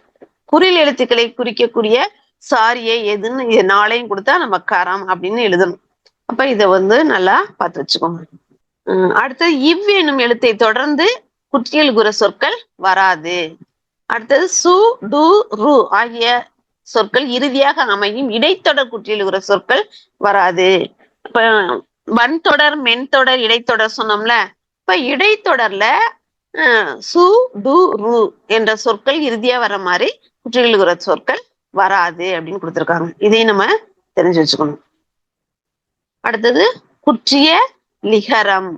இப்ப குற்றிய லிகரம்னா அதேதான், இதுல கொஞ்சம் மாற்றம் வரும்.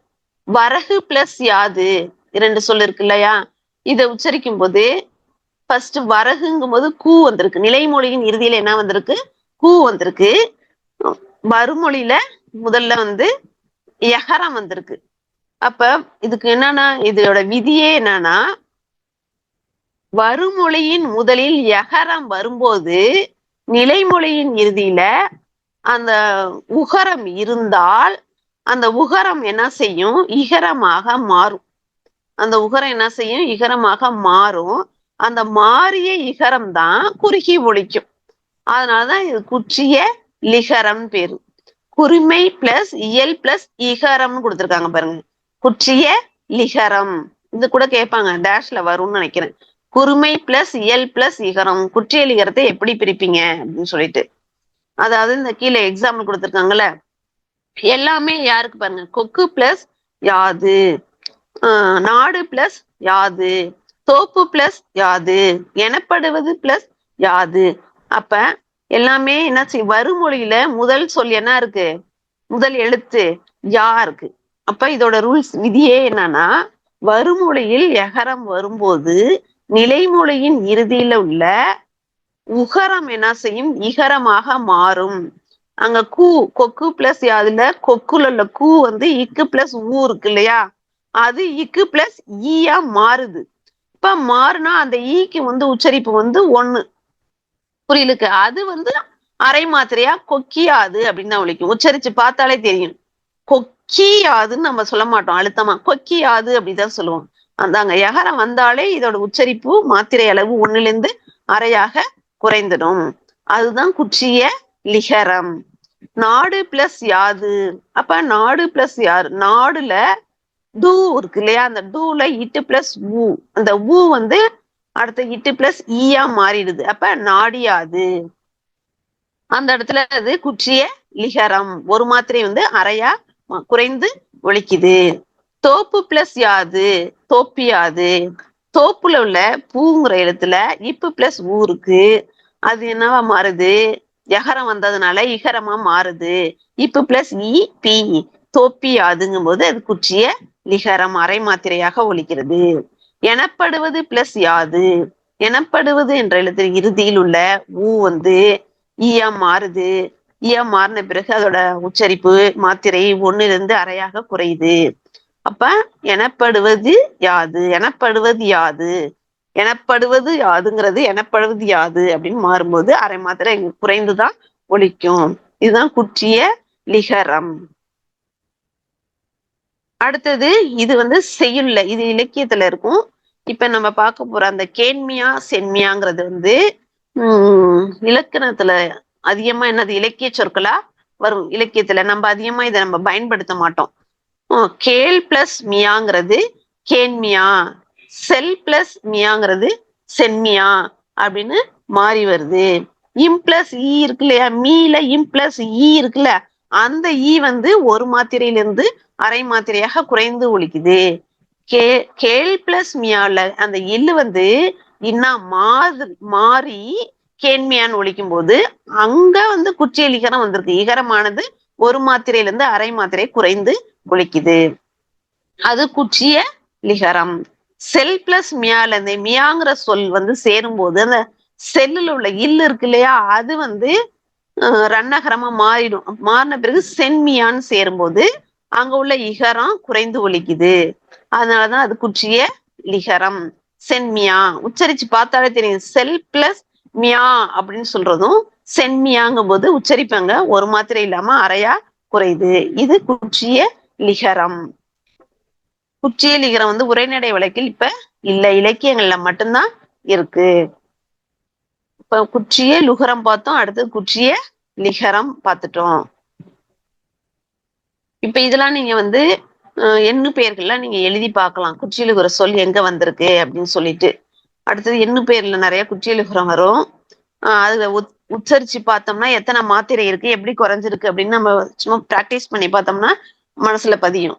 இப்ப அந்த 6 எஃகு கரும்பு விறகு உலக்கு 8 ஏடு பந்து காசு கொய்து நம்ம படிச்சதை வச்சு 6லயும் நம்ம பிரிச்சு போட்டுக்கலாம். இப்படி பார்த்தாலே நம்ம சொல்லிடலாம். அடுத்து பொருந்தாத சொற்களை வட்டமிடுக, அதுவும் நம்ம பிராக்டிஸ் பண்ணி பார்த்துக்கலாம், ஈஸியா இருக்கும். இதெல்லாம் நீங்க டைம் கிடைக்கும் போது நீங்களே சும்மா பிராக்டிஸ் பண்ணி பார்த்துக்குங்க, போதும். அடுத்தது மொழியை ஆள்வோம். இதுவும் மொழி பயிற்சி இருக்கு இல்லையா, மொழியோடு விளையாடு மொழியை ஆள்வோங்கிற டாபிக்ல நிறைய கொஸ்டின் வந்து வரும். புக் பேக்ல தானே இருக்கு, அதனால இதையும் நம்ம எல்லாத்தையும் போட்டு பார்த்துக்கணும்.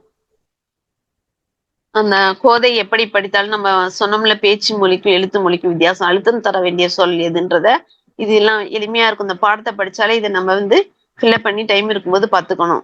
அப்புறம் அடுத்தது திணை 2 வகைப்படும். இது 6வதுலயே படிச்சிருப்பீங்க, உயர்திணை அக்ரிணை. மனிதர்கள் 6 அறிவுடைய மனிதர்களை உயர்திணை என்பர். பறவைகள் விலங்குகள் தாவரங்கள் இந்த உயிரற்ற பொருள் எல்லாம் அக்ரிணை. இந்த படத்தை பார்த்து எழுதி நம்ம வச்சுப்போம். இது ரொம்ப எளிமையா தான் இருக்கு, இருந்தாலும் பேப்பர் 1ல வந்து கேட்கறதுக்கு வாய்ப்பு இருக்கு. அப்புறம் அடுத்தது சொற்களை விரித்து எழுதுக. கண்டிப்பா கொஸ்டின் வந்து பேப்பர் 1 பேப்பர் 2 ரெண்டுலயுமே வர்றதுக்கு வாய்ப்பு உண்டு. இதெல்லாம் முக்கணி மாப்பழா வாழை முத்தமிழ் இயல் இசை நாடகம் நாத்திசை அதெல்லாம் உங்களுக்கு தெரியும். ஐவகை நிலம் அறுசுவை இதெல்லாம் எழுதி 10 வரையிலும் நம்ம எழுதி கொஞ்சம் சொற்களை பார்த்து பிராக்டிஸ் பண்ணி வச்சுக்கணும். இதுவும் இரு பொருள் தரும் சொற்கள் வரும். இரு பொருள் கொண்ட ஒரு சொல்ல நிரப்புகும் போது இது கண்டிப்பா நம்ம கொஸ்டின்ல வரும்.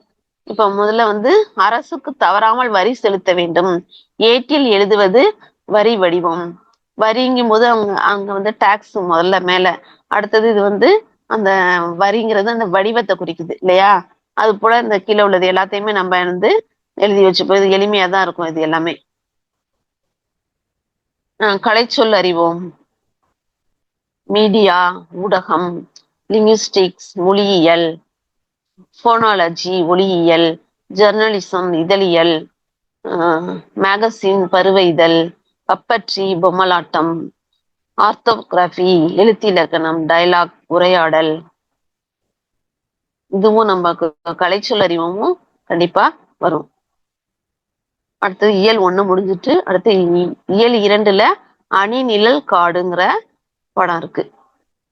இந்த பாட்டை வந்து இப்ப நூல்வெளியை பார்ப்போம். இது வரையிலும் இப்ப 6th வந்து நூல்வெளியில உள்ள கருத்துக்களை விட 7th பாடத்துல வந்து நூல்வெளியில அதிகமான தகவல்கள் கொடுத்திருக்காங்க. அதனால இந்த செயல் படிக்கிறதுக்கு முன்னாடி நூல்வெளியை நல்லா நம்ம பார்த்துக்கணும். காடுங்கிற பாடலை எழுதின ஆசிரியர் வந்து ராசகோபாலன். சுரதாவின் இயற்பெயர் ராசகோபாலன். அதாவது சுரதா நம்ம ஏற்கனவே பார்த்திருக்கோம்ல, பாரதியார் அடிமையா அவர் மேல உள்ள பற்றுனால பாரதிதாசன் வச்சுக்கிட்டாரு. பாரதிதாசனுடைய பற்றுனால இவரு சுரதான்னு வச்சுக்கிட்டாரு. இவரோட இயற்பெயர் என்னன்னு கேட்பாங்க. சுரதாவின் இயற்பெயர் ராசகோபாலன். அதாவது பாரதிதாசனுடைய இயற்பெயர் சுப்புரத்தினம், அதனால சுப்புரத்தின தாசன் இவர் பேர் வச்சுக்கிட்டதுனால சுரதான்னு நம்ம சுருக்கமா சொல்றோம். இவரோட ரொம்ப முக்கியத்துவம் வந்து உவமை கவிஞர். உவமை கவிஞர், உவமைகளை பயன்படுத்தி கவிதைகள் எழுதுறதுல சுரதா வந்து சிறப்பானவர். அதனால இவரை வந்து உவமை கவிஞர் அப்படின்னு சொல்றாங்க. அப்புறம் சுப்புரத்தின தாசன் தான் சுருக்கமா சுரதா அப்படின்னு கூப்பிடுறோம். அவரோட இயற்பெயர் ஞாபகம் வச்சுக்கணும், ராஜகோபாலன். அவர் எழுதின மற்ற நூல்கள் அமுதும் தேனும், தேன்மலை, துறைமுகம். இப்ப இந்த பாடல் இடம்பெற்றது வந்து தேன்மலை என்னும் நூலில் இயற்கையலில் என்னும் பகுதியிலிருந்து எடுத்து தரப்பட்டுள்ளது. தேன்மலைங்கிற நூல் அந்த தலைப்பும் கேட்பாங்க, இயற்கை எழில், ரெண்டையுமே ஞாபகம் வச்சுக்கணும். அப்புறம் இது எப்படி பாடியிருக்காங்கன்னா, கிளிக்கண்ணி என்னும் பாவகையை சார்ந்தது. அதுவும் ரெட் கலர்ல கொடுத்திருக்காங்க இல்லையா, அது கிளிக்கண்ணி. அதாவது கிளியின் மொழி போன்ற இனிய சொற்களை பேசும் பெண்களை நோக்கி கூறுவதாக இனிய சந்தத்தில் பாடப்பட்டுள்ள பாடல் வகை. அதனால இதுக்கு பேரு கிளிக்கண்ணி. இல்ல நம்ம அந்த காடு பாடல் வந்து எந்த வகையில் பாடப்பட்டதுன்னு கேட்டா கிளிக்கண்ணி அப்படிங்கிறத ஞாபகம் வச்சுக்கணும்.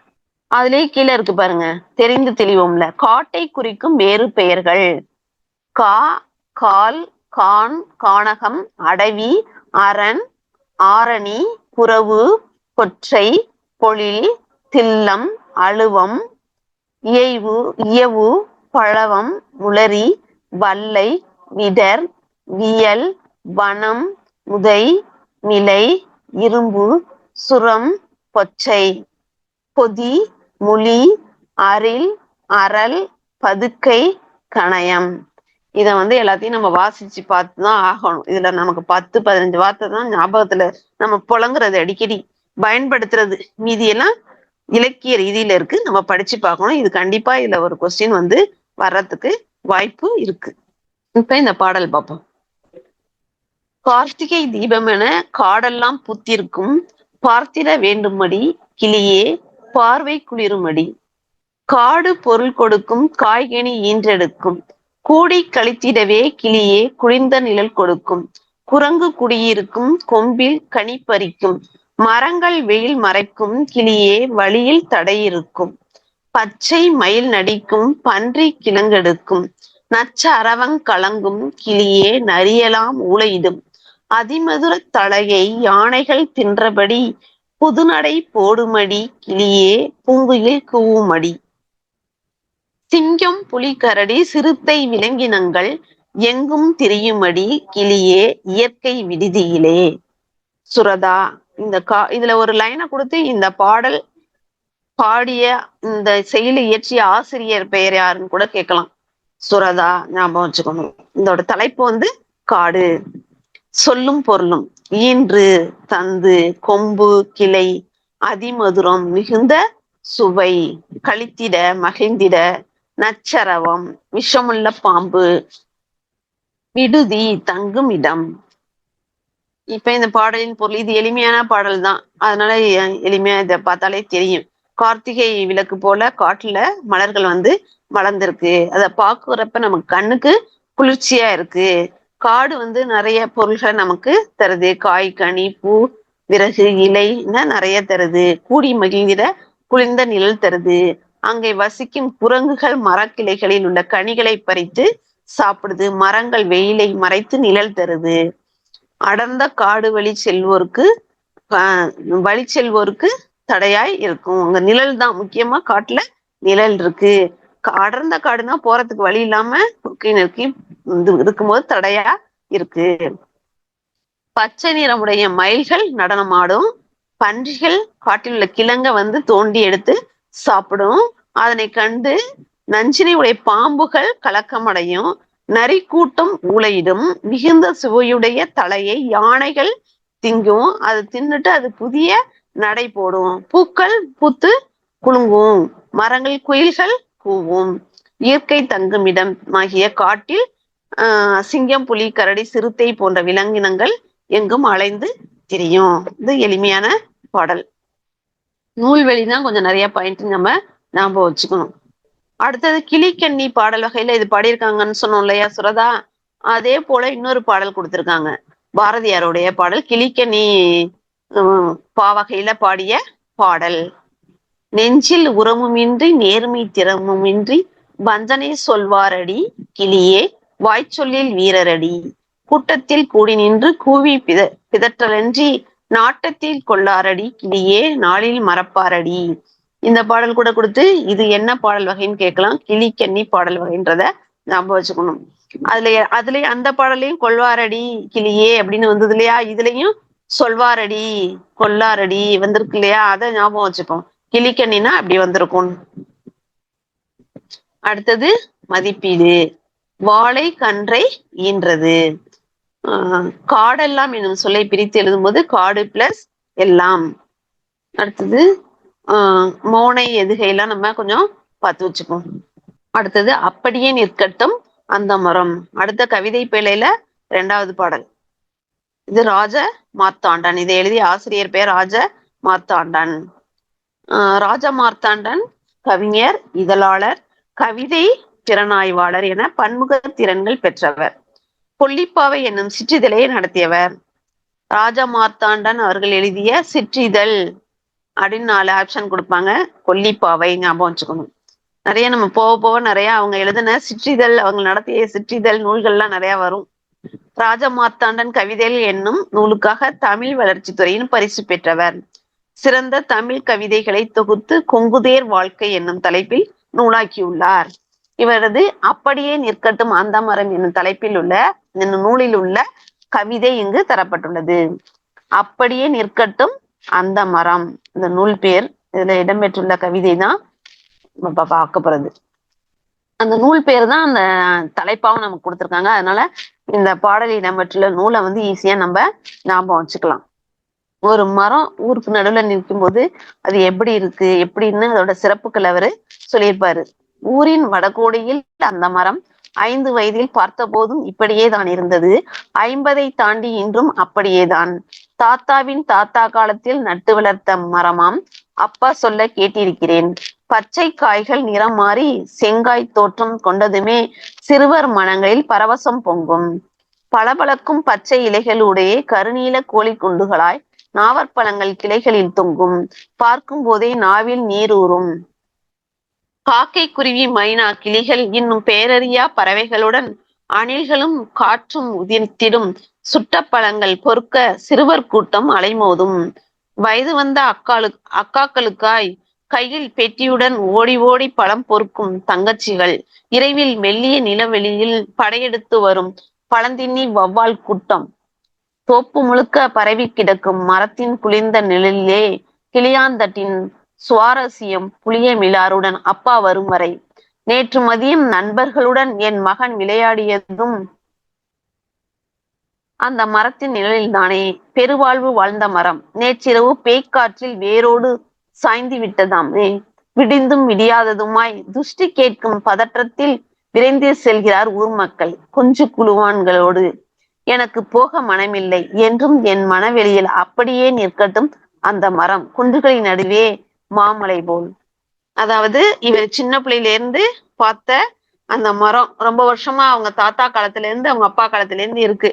அந்த மரத்தோட சிறப்புகளை சொல்லி கடைசியா என்னது அது விழுந்துட்டு, அதனால அதை போய் பாக்குறதுக்கு அவருக்கு மனசு வரல. அதனால நான் அப்படியே நிற்கட்டும் அந்த மரம், எப்பொழுதும் அந்த மரம் இருக்கிறது போலவே இருக்கட்டும் அப்படின்னு ஒரு நாவல் பத்தி இந்த பாடல்ல பாடியிருக்காரு. சொல்லும் பொருள் என்ன இருக்குன்னா, பரவசம் மகிழ்ச்சி பேருக்கு, துஷ்டி கேட்டல்னா துக்கம் விசாரித்தல். நாவல் பழத்திற்கு ஊமையாக கூறப்படுவது என்னன்னா கோழிக்குண்டு. அது வந்து கீழே விழுந்த உடனே அதுல மண்ணு ஒட்டி இருக்கும். சுட்ட பழம் வேணுமா சுடாத பழம் வேணுமா அப்படின்னு கேட்பாங்க இல்லையா, அதை எடுத்து ஊதும் போது என்னது அந்த தூசி மண்ணு இருக்கிறத வந்து துடைக்கிறதுக்காக என்ன செய்யறது, ஊதுவோம் இல்லையா, ஊதுனா அது என்ன பழம் சுடுதான்னு நம்ம வந்து அவை பாட்டி கேட்டது படிச்சிருப்போம் இலக்கியத்துல. அதனால அதை என்ன சொல்லியிருக்காங்க, சுட்ட பழங்கள் பொறுக்க சிறுவர் கூட்டம் அலைமோதும். பழம் கீழே படுத்து விழுந்துட்டுனா அதை பொறுக்கி அதை ஊதி ஊதி என்ன செய்வோம் தொடச்சிட்டு சாப்பிடுவோம். அதனாலதான் அது சுட்ட பழம் ஊதுறதுனால. மண் ஒட்டிய பழங்கள், சுட்ட பழங்கள் என்று குறிப்பிடப்படுபவை மண் ஒட்டிய பழங்கள். பெயரறியா என்னும் சொல்லை பிரித்து எழுத கிடைப்பது பெயர் பிளஸ் அறியா. மனமில்லை என்னும் சொல்லை பிரித்து எழுத கிடைப்பது மனம் பிளஸ் இல்லை. நேற்று பிளஸ் இரவு என்பதனை சேர்த்து எழுத கிடைக்கும் சொல் நேற்று பிளஸ் இரவு, நேற்றிரவு. தாத்தாவின் தாத்தா காலத்தில் நட்டு வளர்த்த மரம். அப்ப எவ்வளவு நாளா அதுல கேட்டிருப்பாங்க, எத்தனை தலைமுறையா இருக்கு. அவங்க அப்பா, அவங்க தாத்தா, அவருடைய தாத்தா, அத்தனை ஜெனரேஷனா அந்த மரம் இருக்கு. அப்புறம் அது என்ன மரங்கள் தருதுன்னா காய்கறி, பழம் இதெல்லாம் தந்தாலும் அந்த கோழி குண்டு போல அந்த நாவல் பழத்துல இருந்து விழுற அந்த பழம் வந்து எப்படி இருக்கான், கோழி குண்டு போல இருக்கு. அதை தொடச்சி எடுக்கிறது ஒரு சிறப்பு. சுட்ட பழம். இப்ப சின்ன குழந்தைங்க வந்து வீட்டுல இருக்கிற அக்காங்களுக்காக தங்கச்சிங்க அந்த பழத்தை பொறுக்கி எடுத்துக்கிட்டு போறாங்க. இதெல்லாம் அதனுடைய பொருள். அடுத்து உள்ள உரைநடை உலகம் அடுத்த கிளாஸ்ல பார்ப்போம். உரைநடை உலகம் அடுத்து உள்ள இலக்கணம். சரி, இப்ப வந்து விலங்குகள் உலகம் உரைநடை உலகம் பார்ப்போம். அதாவது இது விலங்குகள் உலகம்னா ஒரு ஜூ, அதுல உள்ளதை பத்தி ஒரு உரையாடல் வடிவத்துல இந்த பாடம் இடம்பெற்றிருக்கு.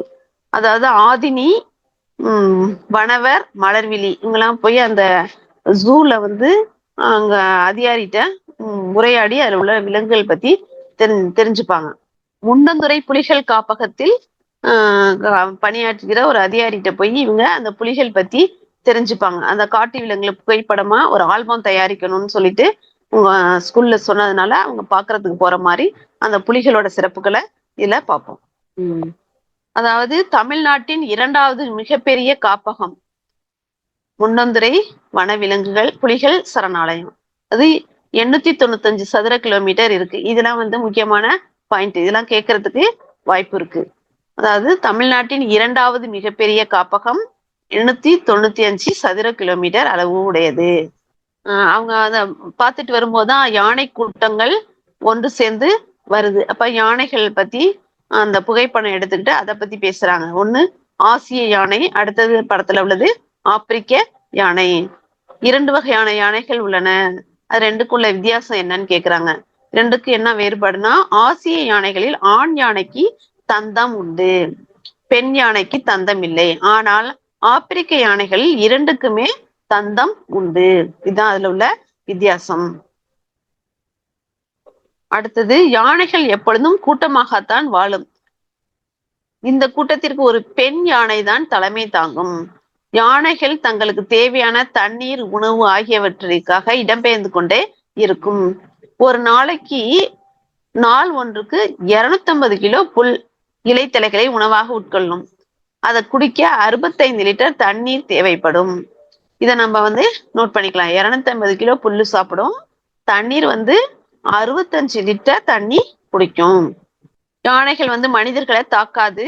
அது நம்ம போய் அதை டிஸ்டர்ப் பண்ணாதான், தொல்லை பண்ணாதான் அது நம்மள தாக்கும். மோப்ப சக்தி யானைகளுக்கு அதிகம். இதான் முக்கியமான பாயிண்ட். அடுத்தது யானைகளை பத்தி தெரிஞ்ச பிறகு அங்க கரடி வருது. அது வந்து கரடியை பத்தி அடுத்தது சொல்றாங்க. இது வந்து ஒரு அணைத்துண்ணி. கரடி அணைத்துண்ணி. இது பழங்கள், தேன் இதையும் சாப்பிடும். எல்லாமே உலர்ந்த பழங்கள், காய்கறிகள் எல்லாமே சாப்பிடும். கனிகள், புற்றி, ஈசல், அதாவது வெஜிடேரியனும் சாப்பிடும், நான் வெஜிடேரியனும் இது சாப்பிட்றதுனால தான் அணைத்துண்ணின்னு சொல்லுவோம். தாவரங்களையும் சாப்பிடுது, அந்த பூச்சிகள், அந்த புற்றி, ஈசல், எறும்பு இதுங்களையும் சாப்பிடுது. தமிழ்நாட்டில் அடுத்தது அந்த பாக்ஸ்ல இருக்கு பாருங்க, தெரிந்து தெளிவோம். தமிழ்நாட்டில் வனக்கல்லூரி அமைந்துள்ள இடம் மேட்டுப்பாளையம், கோவை மாவட்டத்தில் உள்ள மேட்டுப்பாளையத்துல.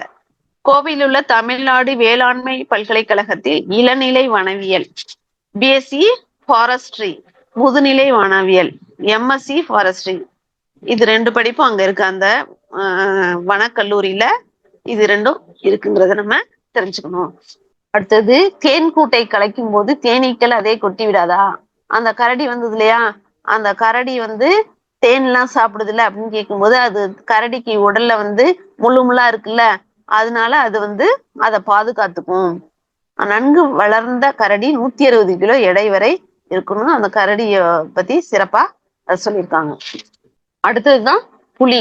அடுத்தது வந்து புலிய பார்க்க போறாங்க. புலி வருது, அதோட சிறப்புகளை வனவர் சொல்றாரு. புலிகள் தனித்து வாழும் இயல்புடையவை. ஒரு குறிப்பிட்ட எல்லைக்குள் ஒரு புலி மட்டுமே இருக்கும். மற்ற புலிகள் அங்கிருந்து அந்த எல்லையை விட்டு வெளியில போயிடும். கருவுற்ற புலியானது 96 நாட்களில் 2 அல்லது 3 குட்டிகள் ஈனும். அந்த குட்டிகள் 2 ஆண்டுகள் வரை வளர்ந்து வரும். அதுக்கு பிறகு அது வளர்ந்ததும் அது மெச்சூர்ட் ஆயிடுதுன்னா அதுக்கு தனியா எல்லைகளை பிரிச்சு கொடுத்துருமா. தனித்தனியாதான் அது இருக்கும். புலிதான் ஒரு காட்டின் வளத்தை குறிக்கும் குறியீடு. புலி தனக்கான உணவை வேட்டையாடிய பின்பு வேறு எந்த விலங்கையும் வேட்டையாடுவதில்லை. அதனாலதான் அதை பண்புள்ள விலங்கு என்று நாங்கள் கூறுவோம். அதாவது புலி வந்து எப்படி நம்ம காட்டுக்கு ராஜா யாருன்னா சிங்கம்னு சொல்லுவோம்ல, அதே போல புலியும் தனியாதான் ஒரு எல்லைக்குள்ள இருக்கு. அடுத்தவங்கள டிஸ்டர்ப் பண்ணாம இருக்கு. ஒருத்தர வேட்டையாடினா அது திரும்ப போய் வேற எந்த விலங்கையும் சாப்பிடாம இருக்கு. அதனாலதான் அதுக்கு பண்புள்ள விலங்குன்னு பேரு.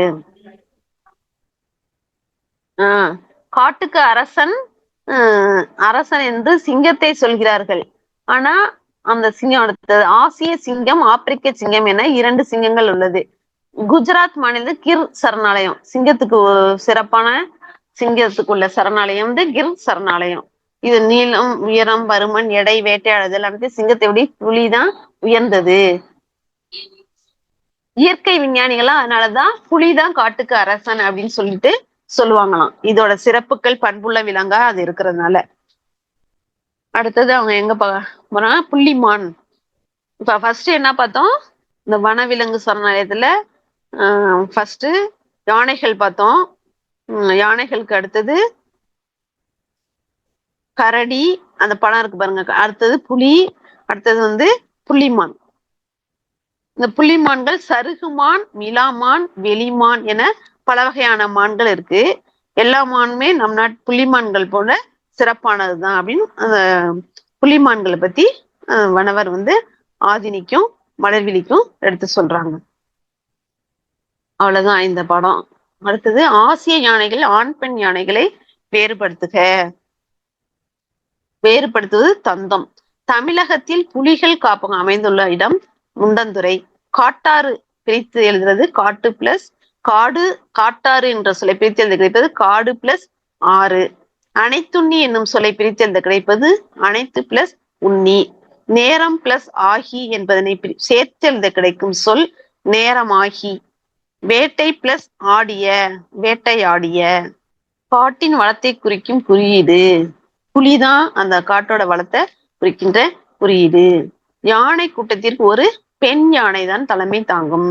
கரடிகளை தேனீக்களிடம் காப்பது அதன் அந்த முள் மாதிரி இருக்கிற அந்த உரோமம் தான், முற்கள். அடுத்தது விரிவானத்துல இந்திய வனமகன். இப்ப இந்த ரெண்டாவது இயல்ல என்னன்னா காடை பத்தி தான். ரெண்டு பாடலுமே கவிதை பேழையில உள்ள கவிதைகள் ரெண்டுமே காடு பத்தி தான். அடுத்தது உரைநடையும் அப்படிதான். இப்ப விரிவானங்கிற இந்த டாபிக்கும் என்னன்னா காடு பத்தி தான் இருக்கும். காடு வந்து இயற்கையா உருவாகிறது. நம்ம வந்து குழி நோண்டி செடி வச்சு உரம் போட்டு தண்ணி ஊத்தி வளர்ப்போம், அது வளரவே வளராது. ஆனா இயற்கையா எந்த மனித முயற்சியும் இல்லாமலே வளர்றது அந்த காடு. அந்த காடு வந்து பிரம்மபுத்திர ஆற்றின் நடுவுல ஒரு காடை வந்து உருவாக்குனார். அவரை பத்திய பாடம் தான் இந்த இந்திய வனமகன்கிறது. இவர் வந்து எப்படி அந்த சிறப்பா அந்த காடை உருவாக்குனாரு அப்படிங்கிறதுக்காக இவர் நிறைய பரிசுகள் எல்லாம் பெற்றிருக்காரு. அதுல வந்து நமக்கு இங்க வந்து விரிவானத்துல கொடுத்திருக்காங்க. அவரை பத்தி தான் இந்த பாடத்துல பார்க்க போறோம். ஜாதவ் பயங், அவருடைய பேர் என்னன்னா அஸ்ஸாம் மாநிலத்தை சார்ந்த ஜாதவ் மாவட்டத்தை சார்ந்த ஜாதவ் பயங் தான் அவருடைய பேரு. இவர் வந்து பிரம்மபுத்திர ஆற்றின் நடுவுல ஒரு தீவு மாதிரி இருந்தது. அதுல வந்து இவர் கடின உழைப்பால ஒரு பெரிய காட்டையே உருவாக்குனாரு. அதுக்காக அவர் வந்து பரிசு வாங்கியிருக்காரு. இந்திய வனமகன்ற சிறப்பு பெயர் அவருக்கு கிடைச்சது. அவரோட நேர்காணல் மாதிரி பேட்டி எடுக்கிற மாதிரி இந்த பாடத்துல அவருடைய வாழ்க்கை வரலாற தெரிஞ்சுக்கிறது தான். அதாவது வெள்ளம் ரொம்ப அடிக்கடி வெள்ளம் ஏற்படுற நதி அந்த பிரம்மபுத்திரா நதிங்கிற அப்படிங்கிற நதி. அதுல வந்து நீங்க இப்படி ஒரு காட்டை உருவாக்குனீங்கன்னு கேக்குறாங்க. 1979 பெருவெள்ளம் ஏற்பட்டுச்சு. அப்ப நிறைய பாம்புகள் வந்து இந்த தீவுல வந்து என்ன செஞ்சு கரை ஒதுங்கினது. அதுல பாம்புகள் எல்லாம் இறந்து கிடந்தது. அப்ப நாங்க அந்த காட்சியை பார்த்ததும் இவருக்கு வந்து ஒரு பாதிப்பை ஏற்படுத்தினது. இந்த தீவுல மரங்களே இல்ல, ஆனா இந்த வெப்பமா இருக்கு, ஏதோ அதனாலதான் இந்த பாம்புகள் எல்லாம் இறந்து போயிருக்கு அப்படின்னு சொல்லிட்டு அவர் யோசிச்சாரு. அப்ப இதுல நம்ம ஏதாவது செய்யணும் அப்படின்னு நினைச்சு அதுக்கு பிறகு அவர் முடிவெடுத்துதான் இந்த இதெல்லாம் பாதுகாக்கணும்னு நினைச்சு இந்த தீவுல மரங்களை வளர்க்க ஆரம்பிச்சு ஒரு சாதனையை அவரு படைச்சாரு. அப்ப ஊர் மக்கள்லாம் அவங்களுக்கு உதவி செஞ்சாங்களான்னு கேக்குறாங்க. தீவுல மரங்களை வளர்க்கலான்னு கூறினப்ப எல்லாரும் என்ன சொன்னாங்களாம், இது வந்து வெப்பம் மிகுந்த இடம், இங்க வந்து அடிக்கடி வெள்ளம் வரும், இதுல வந்து மரங்களை நீ வளர்க்க முடியாது அப்படின்னு சொல்லிட்டாங்க அப்படின்னு சொல்றாரு. அப்புறம் எப்படி நீங்க என்ன செஞ்சீங்க அப்படின்னு கேக்குது. கையில இருக்கிற விதைகள் எடுத்துட்டு இந்த தீவுக்கு நான் போனேன். போயிட்டு அங்க விதைய விதைச்சிட்டு தினமும் தண்ணி ஊத்தி பார்த்தேன். ஆனா ஒரு விதை கூட என்ன செய்யல, முளைக்கவே இல்லை. அப்புறம் நான் வந்து வனத்துறையை போய் அணுகி அவங்கள்ட்ட போய் கேட்டேன். அப்ப அங்க மூங்கில் மரம் மட்டும்தான் வளரும், மீதி மரங்கள்லாம் அங்க வளராது அப்படின்னு சொன்னாங்க. இருந்தாலும் நான் அது மூங்கில் கொண்டு வந்து அங்க அந்த மூங்கில் விதையை எடுத்துட்டு வந்து அவங்க வாங்கிட்டு வந்து திரும்ப அதை நட்டு அங்க வளர்க்க துவங்கி அதுல தண்ணி ஊத்தி அப்புறம் வளர்க்க எடுத்து முடிவு செஞ்சுட்டு வந்தேன் அப்படின்னு சொல்றாரு. அடுத்து மூங்கில் மட்டும்தான் வளர்த்தீங்களா, வேற எதுவும் மரங்கள் அங்க நீங்க வளர்க்க முடியலன்னு கேக்குறாங்க. சமூக காடு வளர்ப்பு திட்டம் ஒண்ணு செயல்படுத்தினாங்க. அதுல இருந்து அவங்களோட இணைந்து அப்ப எல்லா மரத்தையும் வளர்க்கலாம்னு சொல்லிட்டு எல்லா விதைகளையும் வாங்கி அங்க மரக்கன்றுகள் விதைகள் போடுறது, மரக்கன்றுகள் நடுறது, இப்படியே வச்சு நான் எல்லாத்தையும் இது பண்ணேன். அப்புறம் வேளாண்மை பல்கலைக்கழக பேராசிரியர் ஜாதுநாத் அப்படிங்கிறவர் வந்து எனக்கு உதவி செஞ்சாரு. அதனால அவர்கிட்ட வந்து மரம் வளர்க்கும் திட்டம் பத்தி எடுத்து சொல்லி அதையும் நான் தெரிஞ்சுக்கிட்டு மண்ணின் தன்மை அதற்கேற்ப மரங்களை நடணும். இப்ப மண்புழுக்கள் சிவப்பு கட்டெரும்புகளையும் அங்க விட்டோம்னா அதுவும் வளர்ச்சிக்கு உதவும் அப்படின்னு சொல்லி அந்த ஜாதுநாத்துங்கிறவர்கிட்ட இருந்து நான் தெரிஞ்சுக்கிட்டு திரும்ப வளர்க்கறதுக்கு ஏற்பாடு பண்ணேன் அப்படின்னு சொல்றாரு. அப்ப எல்லாருக்கும் கட்டெரும்பா அது வந்து கடிக்குமே, உடம்புல கடுமையான வலியை ஏற்படுத்தும், அதை வச்சு நீங்க எப்படி வளர்த்தீங்க அப்படின்னு கேக்குறாங்க. மண்ணின் தன்மையை மாத்தணும்னா இந்த கட்டெரும்புகள் வந்து தேவை அப்படின்றத நான் புரிஞ்சுக்கிட்டேன். அதனால கட்டெரும்புகள் ஊர்ந்து செல்ல செல்ல மண்ணின் தன்மை சிறிது சிறிதா மாறத் தொடங்குனது.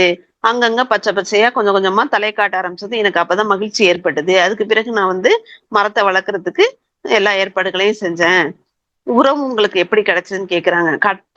கட்டெரும்பு வளர்ப்பதுதான் என்னுடைய வேலையா இருந்தது. அது ஒரு சாணத்தை ஒரு துளி கூட வீணாக்காம இயற்கை உரம் தயாரிக்க ஆரம்பிச்சு, அப்புறம் பழங்கள் சாப்பிட்ட கொட்டையை வீசி எறிகிறது, இது போல எல்லாம் செஞ்சு அந்த காடை உருவாக்குனேன்னு அவர் சொல்றாரு. செடியை சுற்றி நிறைய மூங்கில் குச்சியை நட்டு வச்சு அதுல இருந்து அவர் தண்ணிய சொட்டு சொட்டா அனுப்புவாராம். அந்த மூங்கில் குச்சியில வந்து ஹோல் இருக்கும்ல, இடையில அதுல தண்ணியை ஊத்தி அதுல இருந்து உள்ள போற மாதிரி ஏற்பாடு செஞ்சு இங்க எல்லா செடிக்கும் நான் தண்ணியை ஊத்துனேன்னு ஒரு வித்தியாசமான அனுபவத்தை அவரு சொல்லுவாரு.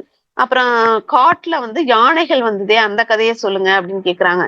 அப்புறம் காடா அது வளர்ந்துட்டுனாலே முயல், மான், காட்டு விலங்குகள் எல்லாமே அங்க வரும். அப்ப வந்து காட்டுல யானை இருந்தாதான் அந்த காடு வந்து சிறப்பான காடு, நல்லா இருக்கு அப்படின்னு சொல்லிட்டு அர்த்தமா. அந்த வளம் நிறைந்த காடை குறிக்கிறதுக்கு அந்த விலங்குகள்லாம் அங்க வர தொடங்கிட்டு. அப்புறம் காட்டுல முக்கியமா புலிகளும் வந்து தங்கிட்டு சிறப்பா இருக்கிறதுனாலதான் அந்த காடு எல்லாம் வந்து தங்குனதுன்னு சொல்லிட்டு அதை சொல்றாரு. 2012ஆம் ஆண்டு ஜவஹர்லால் நேரு பல்கலைக்கழகம் ஜாதவுக்கு இந்திய வனமகன்கிற பட்டத்தை கொடுத்தாங்க. இந்த வருஷம் நம்ம ஞாபகம் வச்சுக்கணும், 2012. 2015ஆம் ஆண்டு இந்திய அரசு பத்மஸ்ரீ விருது கொடுத்தாங்க. கவுகாத்தி பல்கலைக்கழகம் மதிப்பூர் முனைவர் பட்டம், கௌரவ முனைவர் பட்டம் அவங்களுக்கு கொடுத்துருக்காங்க. உணவு சங்கிலிக்காக இங்க வந்து புலிகள் வந்ததுனால புலிகளையும் பாதுகாத்து அந்த உணவு சங்கிலி தொடர்வதற்காக நான் அதையும் பாதுகாத்து வர்றேன் அப்படின்னு சொல்றாரு. எல்லாருக்கும் எப்படி இது வித்தியாசமா இருந்திருக்குமே, இவ்வளவு கஷ்டப்பட்டு வளர்த்திருப்பீங்க, இது எவ்வளவு ஒரு கடினமான பணி அப்படின்னு கேக்குறாங்க. சிட்டுக்களிட்டா என்னும் வனவிலங்கு ஆர்வலர் வந்து காட்டை பற்றி கேள்விப்பட்டு இங்க வந்து பார்த்து பாராட்டி அவரு பேசிட்டு அவருடைய சிறப்பா இது பண்ணிட்டு அவரை டைம்ஸ் ஆஃப் இந்தியாங்கிற புக்ல அந்த தகவலை கொடுத்திருக்காரு. அதுக்கு பிறகுதான் அது நம்ம அரசாங்கத்துக்கு தெரிஞ்சு அப்புறம் அவருக்கு வந்து இந்திய வனமகன்கிற பட்டத்தை கொடுத்திருக்காங்க. ஜாதவ் பயங்கர பேரை நம்ம ஞாபகம் வச்சுக்கணும். அடுத்தது வந்து நால்வகை குறுக்கங்கள் கற்கண்டு இலக்கணம் வந்து நம்ம சார்பு எழுத்துக்கள் சொன்னோம் இல்லையா, உயிர்மை, ஆயுதம், உயிரலப்படை, ஒற்றலப்படை, அந்த குற்றியலுகரம், குற்றியலிகரம், இது ரெண்டும் நம்ம இப்ப பார்த்தோம். அடுத்து இப்ப 4 டாபிக் இருக்கு. இது 4ஐயும் பாத்திரலாமா சார்? இப்ப ஐகார குறுக்கம், அவுகார குறுக்கம், மகர குறுக்கம், ஆயுத குறுக்கம். சார் 15 நிமிஷம் பாத்திரலாம். சரி சார், சரி சார். இப்ப நம்ம வந்து இதுல ஐகார குறுக்கங்கள்னாலே குறுகி ஒலிக்கும் அப்படின்னு தெரிஞ்சுப்போம். இப்ப ஐகார குறுக்கம்னா ஐ, கை, பை. இதுல பாருங்க, வையம், சமையல், பறவை. ஃபர்ஸ்ட்லயும் ஐ வந்திருக்கு வையத்துல, சமையல்ல இடையில வந்திருக்கு, பறவையில இறுதியில வந்திருக்கு, 3 இடத்துலயும் வந்திருக்கு. அப்ப ஐங்கிறது நெடில் எழுத்து, அதுக்கு 2 மாத்திரை. சாதாரணமா ஐ தன்னை சுட்டி கூறும் பொழுது அது 2 மாத்திரை அளவு ஒலிக்கணும் ஐ. ஆனா அந்த குறுக்கத்துல 1.5 மாத்திரையாகவும் 1 மாத்திரையாகவும் குறைந்து ஒலிக்கும். எந்த இடத்துல அது 1.5 மாத்திரையா ஒலிக்குது, எந்த இடத்துல 1 மாத்திரையா ஒலிக்குங்கிறதா நம்ம இப்ப தெரிஞ்சுக்கணும். இப்ப ஐகார சொல்லின் முதலில் வரும்போது 1.5 மாத்திரை அளவு ஒலிக்கும் வையம். அடுத்தது ஐகார சொல்லின் இடையிலும் இறுதியிலும் வரும்போது 1 மாத்திரையாக குறைந்து ஒலிக்கும். அதாவது ஐன்ற எழுத்த ஐன்னு சொல்லும்போது மட்டும்தான் 2 மாத்திரை, சொல்லின் முதலில் வரும்போது எப்படி ஒலிக்கும், 1.5 மாத்திரையாக ஒலிக்கும். இடையிலும் இறுதியிலும் வரும்போது ஒரு மாத்திரையாக ஒலிக்கும். அப்ப அந்த குறைந்து ஒலிக்குது இல்லையா, அதுதான் ஐகார குறுக்கம். குறுக்கம்னா குறைந்து ஒலித்தல், குறுகிய ஓசை. ரெண்டுல இருந்து ஒன்றையாகவும், சொல்லின் முதலில் ஒன்றையாகவும், சொல்லின் இடையிலும் இறுதியிலும் ஒரு மாத்திரை அளவில் குறைந்து ஒலிக்கிறதுனா ஐகார குறுக்கம். அடுத்தது ஔகார குறுக்கம். இதுவும் இதே போலதான். ஔ அப்படின்னு சொல்லும் போது மட்டும்தான் 2 மாத்திரையாக முழுமையாக ஒலிக்கும். சொல்லின் இடையிலும் இறுதியிலும் இது வராது. முதல்ல ஔவையார், வௌவால் அப்படின்னு சொல்லின் முதலில் வரும் பொழுது 2 மாத்திரையிலிருந்து குறைந்து 1.5 மாத்திரையாக ஒலிக்கும். அது ஔகார குறுக்கம். ஔவையார், வௌவால் அந்த சொற்கள் ஞாபகம் வச்சுக்கணும். முதல்ல வரும்போது 2 மாத்திரை அளவில் இருந்து 1.5 மாத்திரையாக குறைந்து ஒலிக்கிறதுனா ஔகார குறுக்கம். அது ஐகாரம் மாதிரி இடையிலும், சொல்லின் இடையிலும் இறுதியிலும் வராது. ரெண்டுக்குள்ள வித்தியாசம் அதான். மீதி எல்லாமே ஒண்ணு. ஐகார குறுக்கமும் ஔகார குறுக்கமும் அது ரெண்டுக்கும் 2 மாத்திரை, சொல்லின் முதலில் 1.5 மாத்திரையாக குறைந்து ஒலிக்கும். ஐகாரம் இடையிலும் இறுதியிலும் ஒரு மாத்திரையாக குறைந்து ஒலிக்கும். ஔகாரம் இடையிலும் இறுதியிலும் வராது. அடுத்தது மகர குறுக்கம். அம்மா பாடம் படித்தான். இந்த சொற்கள்ல மகர எழுத்து தனக்குரிய மாத்திரை அளவு முழுமையாக ஒலிக்குது. இப்ப பலம் வந்தான். இப்ப வந்தான் வகரம் வருது இல்லையா, அதுக்கு முன்னாடி பலம் அப்படிங்கிற மகரம் இருக்கு, இருக்கு இல்லையா, அது குறைந்து ஒலிக்கும். அப்ப எவ்வளவு மாத்திரை? இம்ங்கிற அந்த மகரத்துக்கு அரை மாத்திரை, ஒற்றெழுத்துல இது, அதுக்கு அரை மாத்திரை. அது தனக்குரிய அரை மாத்திரையிலிருந்து குறைந்து 1/4 மாத்திரையாக ஒலிக்கிறது தான் மகர குறுக்கம். எப்பனா நிலைமொழிக்கு முன்னாடி வருமொழி இருக்குல்ல, வருமொழியின் முதல் எழுத்து வகரம் வரும் பொழுது மட்டும் அத ஞாபகம் வச்சுக்கணும். தரும் வண்டி, பலம் வந்தான். இப்ப வாங்குற நிலைமொழியின் இறுதியில உள்ள மகரம் வருமொழியில வகரம் வந்தால் மட்டும் அரை மாத்திரை குறுகி 1/4 மாத்திரையாக ஒலிக்கும். அதுதான் மகர குறுக்கம். இப்ப இது அடுத்தது இந்த போலும் மருளும். இப்ப இதெல்லாம் போலும் அப்படிங்கிறதுல இம் இருக்கு, மருளும் அப்படிங்கிறதுல இம் இருக்கு. இப்ப இது ரெண்டும் இது எடு. இன் போலும் மருளும் அப்படிங்கிறது என்ன, எப்படி மாறி வந்திருக்குன்னா, அந்த இல்லும் இன்னா மாறிடுது. அதுல மருளுங்கிற லூ இருக்கு இல்லையா, அந்த லகரம் நகரமா மாறுது, இன்னா மாறுது.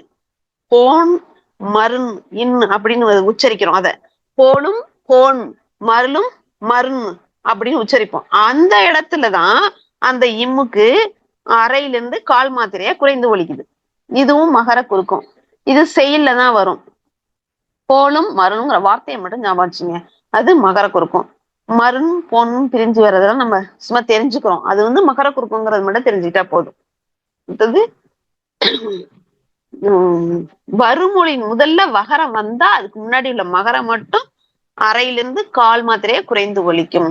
இந்த 2 பாயிண்ட் மகர குறுக்கத்துக்கு ஞாபகம் வச்சுக்கணும். அடுத்தது ஆயுத குறுக்கம். ஆயுத எழுத்துக்கும் அதே போல அரை மாத்திரை. இது என்ன செய்யுது, 1/4 மாத்திரையை குறைந்து ஒலிக்கும். எந்த இடத்துல? முள் பிளஸ் தீது. அப்ப அந்த இடத்துல முக்தீது அப்படின்னு வரும். அந்த இல் என்னவா மாறுது, அக்கனாவா மாறுது. தீ என்னவா மாறுது, தீயா மாறுது. இந்த இடத்துலதான் அந்த ஆயுத எழுத்துக்கு மாத்திரை குறையுது. அதாவது அரையிலிருந்து குறைந்து 1/4 ஒலிக்குது. அதுதான் ஆயுத குறுக்கம். அடுத்தது கல் பிளஸ் தீது, கக்ரீது. அந்த சின்ன லகரம் இருக்கு இல்லையா, அந்த லகரமானது ஆயுத எழுத்தா மாறுது, தகரமானது அந்த ரகரமா மாறுது. அப்ப இந்த இடத்துல ஆயுத எழுத்து அரை மாத்திரையிலிருந்து 1/4 மாத்திரை குறைந்து ஒலிக்குது.